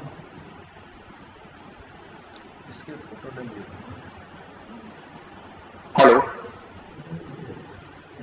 Yes. Hello. हाँ, यू आर ऑडिबल सर। मेरा ज्योति पाटिल मैडम से है। नमस्ते मैडम। जी। मैं government less PG college Kashmir से बोल रहा हूँ। मैम, ये फुल टाइम टीचर जो है उसमें हमारे महाविद्यालय में तो छत्तीसगढ़ में सभी जगह गेस्ट फैकल्टी पूरे 1 साल के लिए, मतलब 8 से 9 महीने के लिए रखी जाती है, जुलाई टू फरवरी, मई तक। तो क्या हम उनको फुल टाइम टीचर में इंक्लूड कर सकते हैं? फुल टाइम टीचर में उनको लिया जा सकता है क्या? Yes sir, as per NAAC मैंने पहले ही बताया कि वो परमानेंट या टेम्पररी के बारे में बात नहीं कर रहे, they are talking about full time teachers. ठीक है, तो आप उनको दिखा सकते हैं, but you have to show that they are guest faculty, okay, in this criteria. पर जहां पर उन्होंने फुल टाइम विद परमानेंट और टेम्पररी के लिए बोली है, उन्होंने जो फुल टाइम की डेफिनेशन दी है, as per their definition, full time means the teacher who is engaging more than 90% of class. Yeah. Thank you ma'am. ये programme outcomes, programme specific outcome और कोर्स आउटकम, उसको तो आप लोगों ने समझाया, धन्यवाद आपका। और इसके बाद एक क्वेश्चन है 2.6.2 पर, attainment of programme outcomes and course outcomes are by institution, इसमें क्या करना है, मैं समझ नहीं पा रहा हूँ। ये एक्चुअली जब आप एक कोई कोर्स फॉर्म होता है, जैसे सिलेबस हम फॉर्म करते हैं, तो सिलेबस के बाद कोर्स जो रहता है उसके नीचे जैसे यूनिट्स बनाते हैं, यूनिट्स के बाद हम लिखते हैं कि ये होने के बाद उसके पहले ऑब्जेक्टिव लिखना पड़ता है। जो भी कोर्स बनाते हैं, जब हम करिकुलम बनाते हैं तो क्या ऑब्जेक्टिव है करिकुलम का, और फिर करिकुलम होने के बाद बच्चे को क्या आना चाहिए। यदि मैं जैसे मैंने एग्जांपल बताया आपको कि कॉमर्स में उस बच्चे को अकाउंट्स करना आना चाहिए, should be able to handle the accounting independently, okay, ऐसा यदि हम लिखते हैं वो ये कोर्स पोर्शन होने के बाद, तो उसको वो आना चाहिए। ये हमको बनाना पड़ेगा यदि नहीं बना है। और जब हमारा जो कोई भी जो कोर्स के पीछे हमने आउटकम लिखा है, जैसे इंग्लिश हो गया, इकोनॉमिक्स हो गया, इन सब के हर साल के BA पार्ट 1, पार्ट 2, पार्ट 3 या BSc पार्ट 1 जूलॉजी, तो ये एंड में बच्चे को क्या आना चाहिए, okay, he should be able to understand जो भी है इकोनॉमिकल सिचुएशन ऑफ इंडिया, जो ये है, ये सब होना चाहिए। और वो कैसे आएगा, इसके लिए हम छोटी सी एक टेस्ट, फीडबैक टेस्ट रख सकते हैं eight the end of the academic session. जो फाइनल एग्जाम होती है उससे पहले भी आप रख सकते हैं, जो यूनिवर्सिटी की एग्जाम होती है, एक फीडबैक टेस्ट, जैसे आप बच्चों से फीडबैक लेते ही आप, तो हम कुछ 4-5 क्वेश्चन इस पर रख सकते हैं कि, या फिर इंडिविजुअल कोर्स आउटकम वाले अलग से, कि कोर्स आउटकम क्वेश्चन, क्या आप को लगता है कि आप इंडिपेंडेंटली अकाउंट हैंडल कर सकते हैं, क्या आपको ये कोर्स का ये आना चाहिए, ऐसा लिखा है, ये आपको आ रहा है, ऐसे आप 5-4 क्वेश्चन फीडबैक तैयार कर सकते हैं, उसका डाटा आप बता सकते हैं, क्योंकि नेट को हर चीज डॉक्यूमेंट में चाहिए। तो आप यदि बोलेंगे हम करते हैं, और ज्यादातर वो फोकस करते हैं अटेनमेंट में, बच्चों को आया कि नहीं, तो एक छोटी सी टेस्ट आपको लेनी पड़ेगी कि बच्चों को आया कि नहीं, या फिर एक छोटी सी टेस्ट जैसा हम लेते हैं होम एग्जाम या फिर प्रिपरेटरी एग्जाम, इजंट इट? तो प्रिपरेटरी एग्जाम भी हमारा जो रिजल्ट है वो नेचुरली उसमें चला जाता है कि इन बच्चों को आता है, जो बच्चे पास हो गए उनको वो चीजें आती हैं, ठीक है ना, ऐसा हम मान के चलते हैं। तो उसका भी आप रिपोर्ट रख सकते हैं, दिस इज अटेनमेंट, ओके। आप उसको कैसा रखते हैं, कैसा लिखते हैं और कैसा प्रेजेंट करते हैं, ये आपके ऊपर है, ठीक है। Thank you ma'am. My next question is ma'am, ये add on course, value added course के लिए क्या शासन से, यूनिवर्सिटी से परमिशन लेना पड़ेगा कि हम स्वयं चला सकते हैं, तो कॉलेज इस सवाल का जवाब डॉक्टर घनश्याम देंगे। ये क्वेश्चन मैं घनश्याम सर को डेविड कर देती हूँ, घनश्याम सर इसका आंसर करेंगे। नमस्कार। जहां तक वैल्यू एडेड कोर्स की बात है, मैंने शुरू में ही कहा कि कम से कम 30 घंटे का होना चाहिए, उसके लिए किसी प्रकार की कोई भी आवश्यकता नहीं है। आपको किसी विश्वविद्यालय से, किसी शासन से कोई आवश्यकता नहीं है, केवल आपका मन होना चाहिए कि आप कोर्स संचालित करना चाहते हैं, और आप महाविद्यालयों में उन कोर्सेज को संचालित कर सकते हैं। और एड ऑन कोर्सेज जो है वो यूजीसी के द्वारा आती है, तो इसीलिए उसमें तो रहेगा ही, तो उसमें तो आप सर मैं एक बात ऐड कर, श्याम सर जी, मैं एक बात ऐड करना चाहती हूँ इसमें, ये जो कोर्सेज हैं, sir I wish to ask something, just minute sir, just minute, मेरे को वो काउंटर क्वेश्चन थोड़ा कर रही हूँ घनश्याम सर को इस बारे में, कि ये जो एड ऑन कोर्सेज जो आप बोल रहे हैं, और जो दूसरे कोर्सेज जो बोले आपने, जिस कोर्सेज के लिए आपने ऑफर दिया, वैल्यू एडेड कोर्सेज, ये जो कोर्सेज है वैल्यू एडेड कोर्सेज या फिर एड ऑन कोर्सेज, एक्चुअली यदि यूनिवर्सिटी से परमिशन मिल जाती है या गवर्नमेंट से एक लेटर मिल जाता है, तो वो ऑथेंटिक प्रूफ हो जाता है, isn't it? एक्चुअली कोई भी कोर्स यदि हम शुरू कर रहे हैं, एड ऑन कोर्स जो है, तो उस कोर्स को हमको यूनिवर्सिटी से अप्रूव कराना पड़ता है, जो बहुत ही चैलेंजिंग टास्क है, और वो होता नहीं है, और एक प्रोसेस से जाना पड़ता है उसके लिए।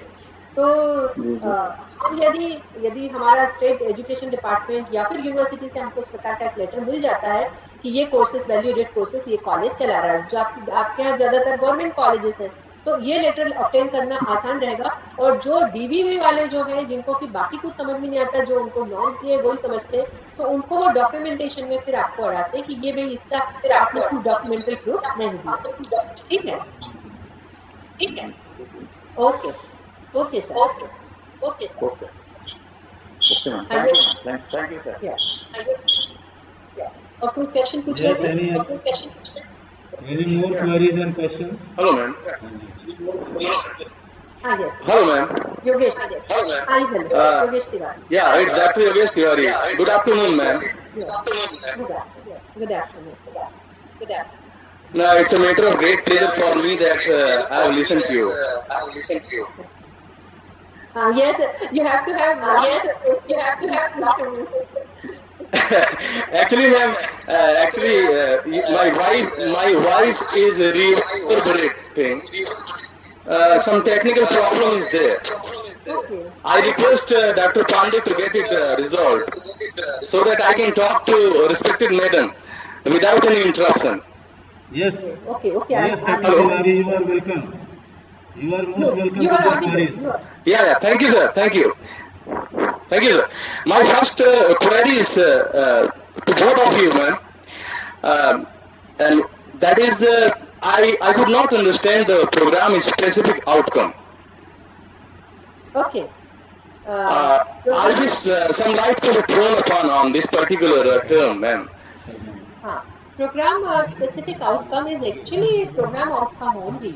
But we have some papers or some courses which has some specific subject, honors. For example, BA honors English, BA honors economics.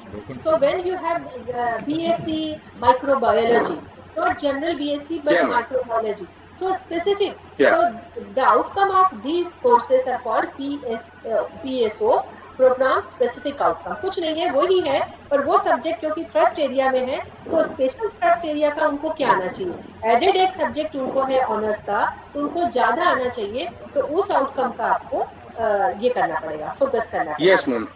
I got the point, ma'am. Suppose actually I am posted at Khargaon, Government College Khargaon, just nearer to Chirmiri, and we are having only 3 courses: BA, BSc, BCom. That means we don't have any specific particularized course. So, would you like to suggest me that I should not concentrate on program specific outcome because we don't have any special program being run there? Yes. Then you are not you should not bother about PSO because you don't have any course BSc with microbiology, BA with special economics like this. So you have to only give PO and CO. Yeah. Okay. And the third one is, ma'am, I wish to get you reminded of that particular moment when I happened to meet with you at international conference, and I got your blessings. Then I was taking my classes there, and I got plenty of information and in the form of showering boon to me. I'm thankful. And the next very harsh question I used to ask from both of you, both are very respected persons of this particular area, and that is, being a NAAC in charge, ma'am, I have experienced myself that after having taken this particular charge, I have been dealt with my colleagues very scornfully. I don't know, as if after having been the NAAC in charge, I have committed any crime. Their attitude and their way of behaving has entirely changed. As if I have got some, what should I say, as if I have become an IS officer. So this kind of situation is being faced by most of the persons, most of the colleges. So how can we handle this situation, ma'am? Would you please throw out light on that? I request both of you. Ghanshyam sir can answer this. Yeah. Ghanshyam can answer. Yeah. I'm really willing to listen. Because he has personal experience, he will definitely answer your question. Maybe. Thank you, ma'am. Thank you. Ghanshyam sir, I'm waiting for your kind remarks. मेरी आवाज सुनाई दे रही है? Yes, sir. Yes, sir. You are quite audible, sir. हाँ, नहीं योगेश सब तिवारी जी, अंग्रेजी जहाँ बोल तक रहे हो। आज के वेबिनार की बात है, ये क्राइटेरिया 2 पर आधारित है, न ही किसी पर दोषारोपण पर आधारित है, क्योंकि No, no, आप no, no, no. I'm not blaming, sir. I'm not blaming. Just a minute, आप किसी भी Sir, कैपेसिटी में काम कर रहे हो, तो मेरा आप sir. सभी से विनम्र अनुरोध है कि महाविद्यालयों में लोगों के साथ सहयोगात्मक रवैया अपनाते चलें। और कई बार हो Sir. सकता है कि हम कड़क भी हो जाते ये हैं, और वहाँ कड़क जाता होना नहीं थोड़ा इसलिए भी लाजमी है क्योंकि महाविद्यालयों की जानकारी हमें बैकएंड लेनी को। होती है, और जी इसके लिए इसकी प्रायोरिटी बेबी है ना लेके वहाँ हर बैकएंड कोई को। व्यक्ति अपनी आओ जिम्मेवारी को एहसास हाँ करते जी। हुए, जब तक हम उस महाविद्यालय में हैं और उस महाविद्यालय से हमारा सरोकार है, तब तक जी महाविद्यालय के उत्तर प्रगति, विकास और महाविद्यालय की अभिवृद्धि के लिए हमको समूह में काम करने की जरूरत है। हो सकता है कि यस सर हमारे साथ भेद हो सकते हैं, लेकिन महाविद्यालय से किसी प्रकार का अनभेद न हो, इस भावना को बलवती करने की सबसे महत्वपूर्ण जिम्मेवारी महाविद्यालय के प्राचार्य या प्रभारी प्राचार्य की होती है, और इसी जी महाविद्यालय एक संस्था के रूप में, एक यूनिट के रूप में काम करता रहे, ये निश्चित आवश्यक है। और इसमें थोड़ी बहुत ऊंच नीच यदि होती भी है तो उसका माइंड किसी को भी नहीं करना चाहिए, क्योंकि महाविद्यालय के हित में हमारा हित निहित है। बार बार well said sir well said well said I am satisfied sir thank you very much thank you. I may add something, sir. I may add yes yes ma'am principal's perspective. It is yes really ma'am a very challenging job. Hello हम लोग या सब अपने comfort zone में और complacent cocoon में बैठे रहते हैं, हमको ज्यादा काम नहीं चाहिए रहता है। ये जी मैम सबका बेसिक रूल है, ये हमको जी मान जी के चलना पड़ेगा। तो ब्लैक जी शिप का नंबर बढ़ गया है, परंतु हमारे पास कुछ यस ऐसे मैम लोग हैं जो काम करते हैं और जो इंटरेस्टेड है काम करने में, यंग जनरेशन। तो हमको जो यस मैम काम कर रहे हैं जो पॉजिटिव है, उनको लेकर ही काम करना है। और ऐसे लोग हमको मिलते ही हैं हर जगह कि जो काम जी में इंटरेस्टेड होते हैं, उनको करना नहीं रहता या इम्प्रूव नहीं करना होता, तो जी उनको हमको कुछ ऐसा काम असाइन करना पड़ता है, मोटिवेट। यदि हम निगेटिव हो जाएंगे या लड़ेंगे उनके साथ, तो हमारे जी इंस्टीट्यूशन के लिए अच्छी बात नहीं है। तो हम उनको यस मैम पॉजिटिवली समझाने की कोशिश करें, या फिर इसके लिए आप एक सेशन मेरा ले लीजिए लाइफ यस मैनेजमेंट पे और yes ma'am yes ma'am definitely and definitely I shall be having your PPT ma'am and so your blessings are always with me thank you Thank you, Dr. Yogesh Tiwari. Anybody yes sir else? sir hello Please come hello up with your बात ये भी queries है, and questions. महाविद्यालय में हर कोई हर कार्य को संपन्न त्रिपाठी सर को सादर प्रणाम करता हूँ सर हर कोई हर कार्य को संपन्न नहीं कर सकता। इसलिए यस जो सर लीडरशिप की बात कही गई है, उस लीडरशिप की सबसे बड़ी क्वालिटी ये होती है कि जी किस सर व्यक्ति से किस प्रकार के काम कराए जाए। हर कोई यस एकेडमिकली सर बहुत नहीं होगा, हर कोई बाहर जी जाके काम नहीं कर सकता, तो हमें एक टीम ऐसे बनाने की जरूरत है जो सभी जी का समावेश करता हुआ इंक्लूसिव और होलिस्टिक डेवलपमेंट महाविद्यालय का हो सके, एक ऐसी टीम बनाने की जरूरत है। और इसमें जो महाविद्यालय की लीडरशिप है, वो सबसे बड़ा रोल सर प्ले करे। yes sir thank you very much sir hello thank you very much ma'am hello Hello, nice meeting Fatima you. ma'am. and Yes. thank you hello हाँ बोलिए बोलिए, somebody is बोलिए, asking. Yeah, hello this is Rizwana from Rizwan. किसी और का कोई doubt query है, कृपया पुटअप करिए। I want to know about the documentation which we should prepare to have to give a proof that we are using some certain RTT tools like LMS or anything else. So what type of documentation should we keep so that we If can give the proof? अब जब SSI भरेंगे ना, तो you will come to know that what documents you are required to fill in. But for LMS, you have to give the contract of that software company. Okay, you have to upload that from which year to which year you have that LMS employed for your college. So this is one document. Documents can be definitely preferred, and if you have language lab system, language lab का जब आपने installation किया है या updation किया है, that document is a valid document which can show that you have that system in your college. Okay, or other documents you can have the students attended, or the program they have gone through, the report and the result. Okay, they with their signatures. Okay, that you can show. Yes, these documents are valid. I have another question. As you just Yes. spoke about language lab, okay, I'm assistant professor of English. I want to ask that if we don't have physical language lab, because in government college this becomes problem. If we don't have Yeah. physical language lab, which software should we use for this for online language lab or something like that? Could you suggest me something? This is a very good question. Right now, I don't remember. It's not really important these days that you should have a physical language lab. There are some names, but right now I don't remember. If I remember, you just send me a message on my mail. I'll give you the answers for this. But yes, virtual language lab can be a better option to your college. But then you have to show, you have to prove it to the NAAC that you have this virtual lab and you are working on it and it's working and your students are benefited. That is important. Yeah. Thank you so much, ma'am. I will definitely mail you. Yeah. चलिए आप webinar करके बोलिएगा, बताइएगा, यहाँ चूँकि उनको invite किए हैं। हेलो हेलो, वो जो Any more questions? Yes, sir. मैं मैम और सर आपसे मेरा क्वेश्चन ये है कि अभी 7 कैटेगरीज में क्या होंगे, ढेर सारे QLM हैं, तो QLM का जो डिस्क्रिप्शन होगा उसको हम लोग दूसरे यूनिवर्सिटीज के कॉलेजेस के SSR को देख कर रिसर्च तो कर सकते हैं, लेकिन ये मेरा फर्स्ट टाइम है, फर्स्ट साइकिल के लिए हम जा रहे हैं और हमने इसमें से मैक्सिमम चीज़ें तो नहीं की हैं।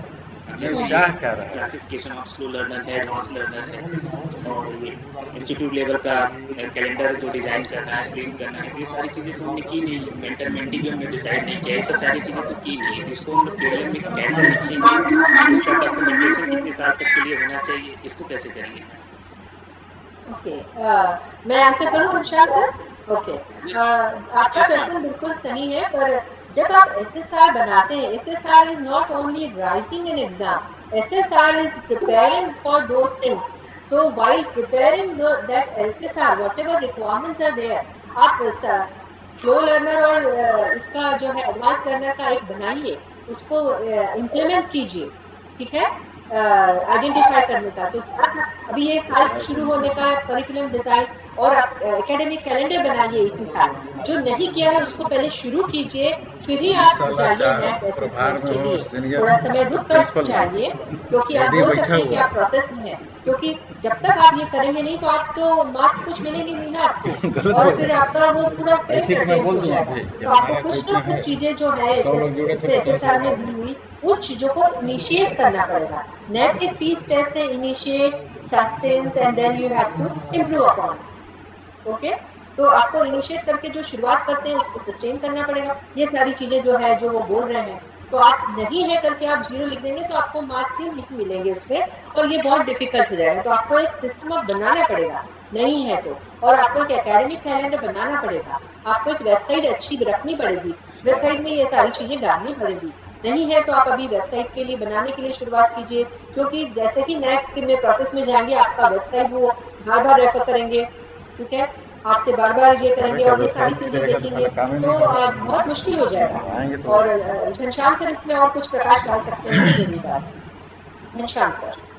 नहीं, आपने जो कहा वो बिल्कुल सही है और सही मार्गदर्शन दिया है आपने, इसमें मैं और कुछ बोलना नहीं चाहूँगा। नहीं सर, इसमें है क्या कि जैसे मेरे कॉलेज का नेक्स्ट जो ईयर है उसमें नेक्स्ट होना है, और इसके पहले हम लोगों ने कुछ किया नहीं, तो मेरे पास तो बस ये ईयर है जो कि एक्सेप्शनल है।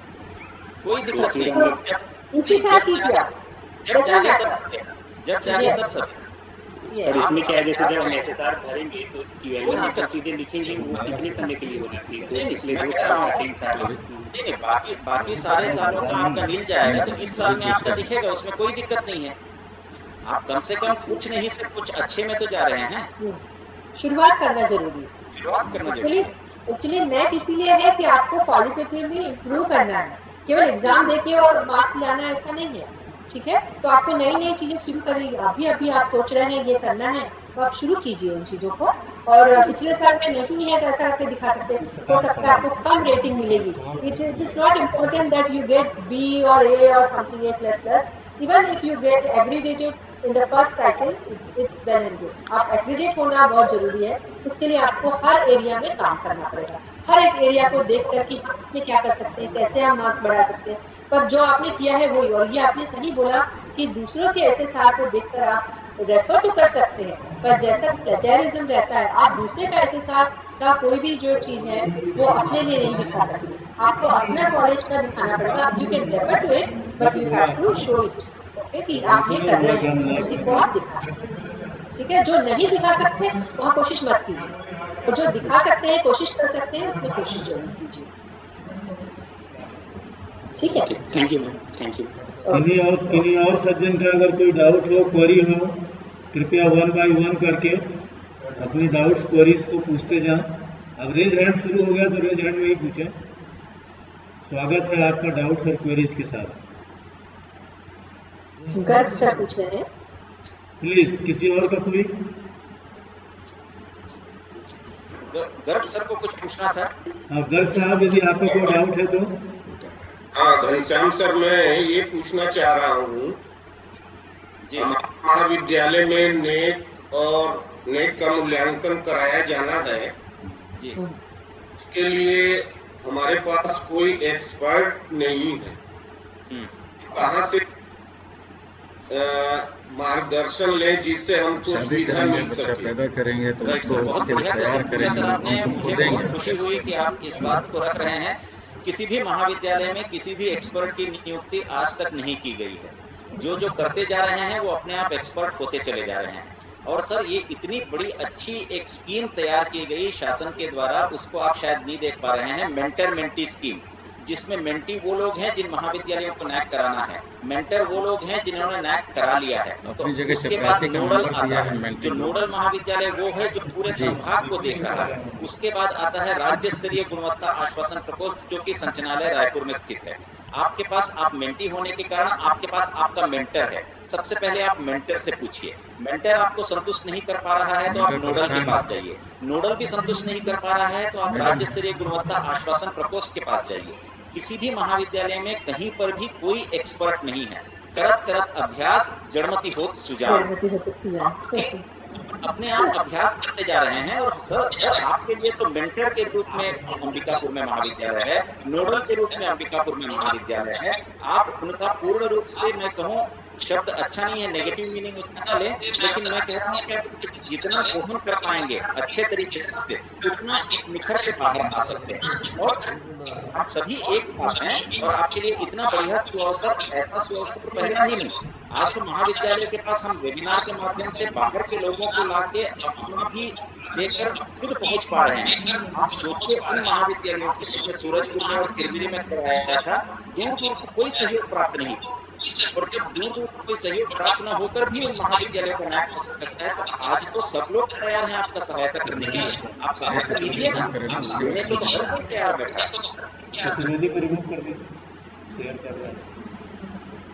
Hello sir. जी जी, आप किसी का कोई क्वेरी? मेरा क्वेश्चन एक और है sir, first practice ma'am. Hello ma'am. हाँ जी, मेरा क्वेश्चन फर्स्ट कैटेगरी से खास और यस, फीडबैक लिया गया है वो एम्प्लॉयर से मांगा गया है, जबकि AQAR जब हम भरते हैं तो उसमें पेरेंट्स भी है। और इसके साथ साथ जब हम कोई AQAR में फीडबैक लेते हैं तो ओवरऑल इंस्टीट्यूशन का लेते हैं, सभी तरह की व्यवस्था कैसी है।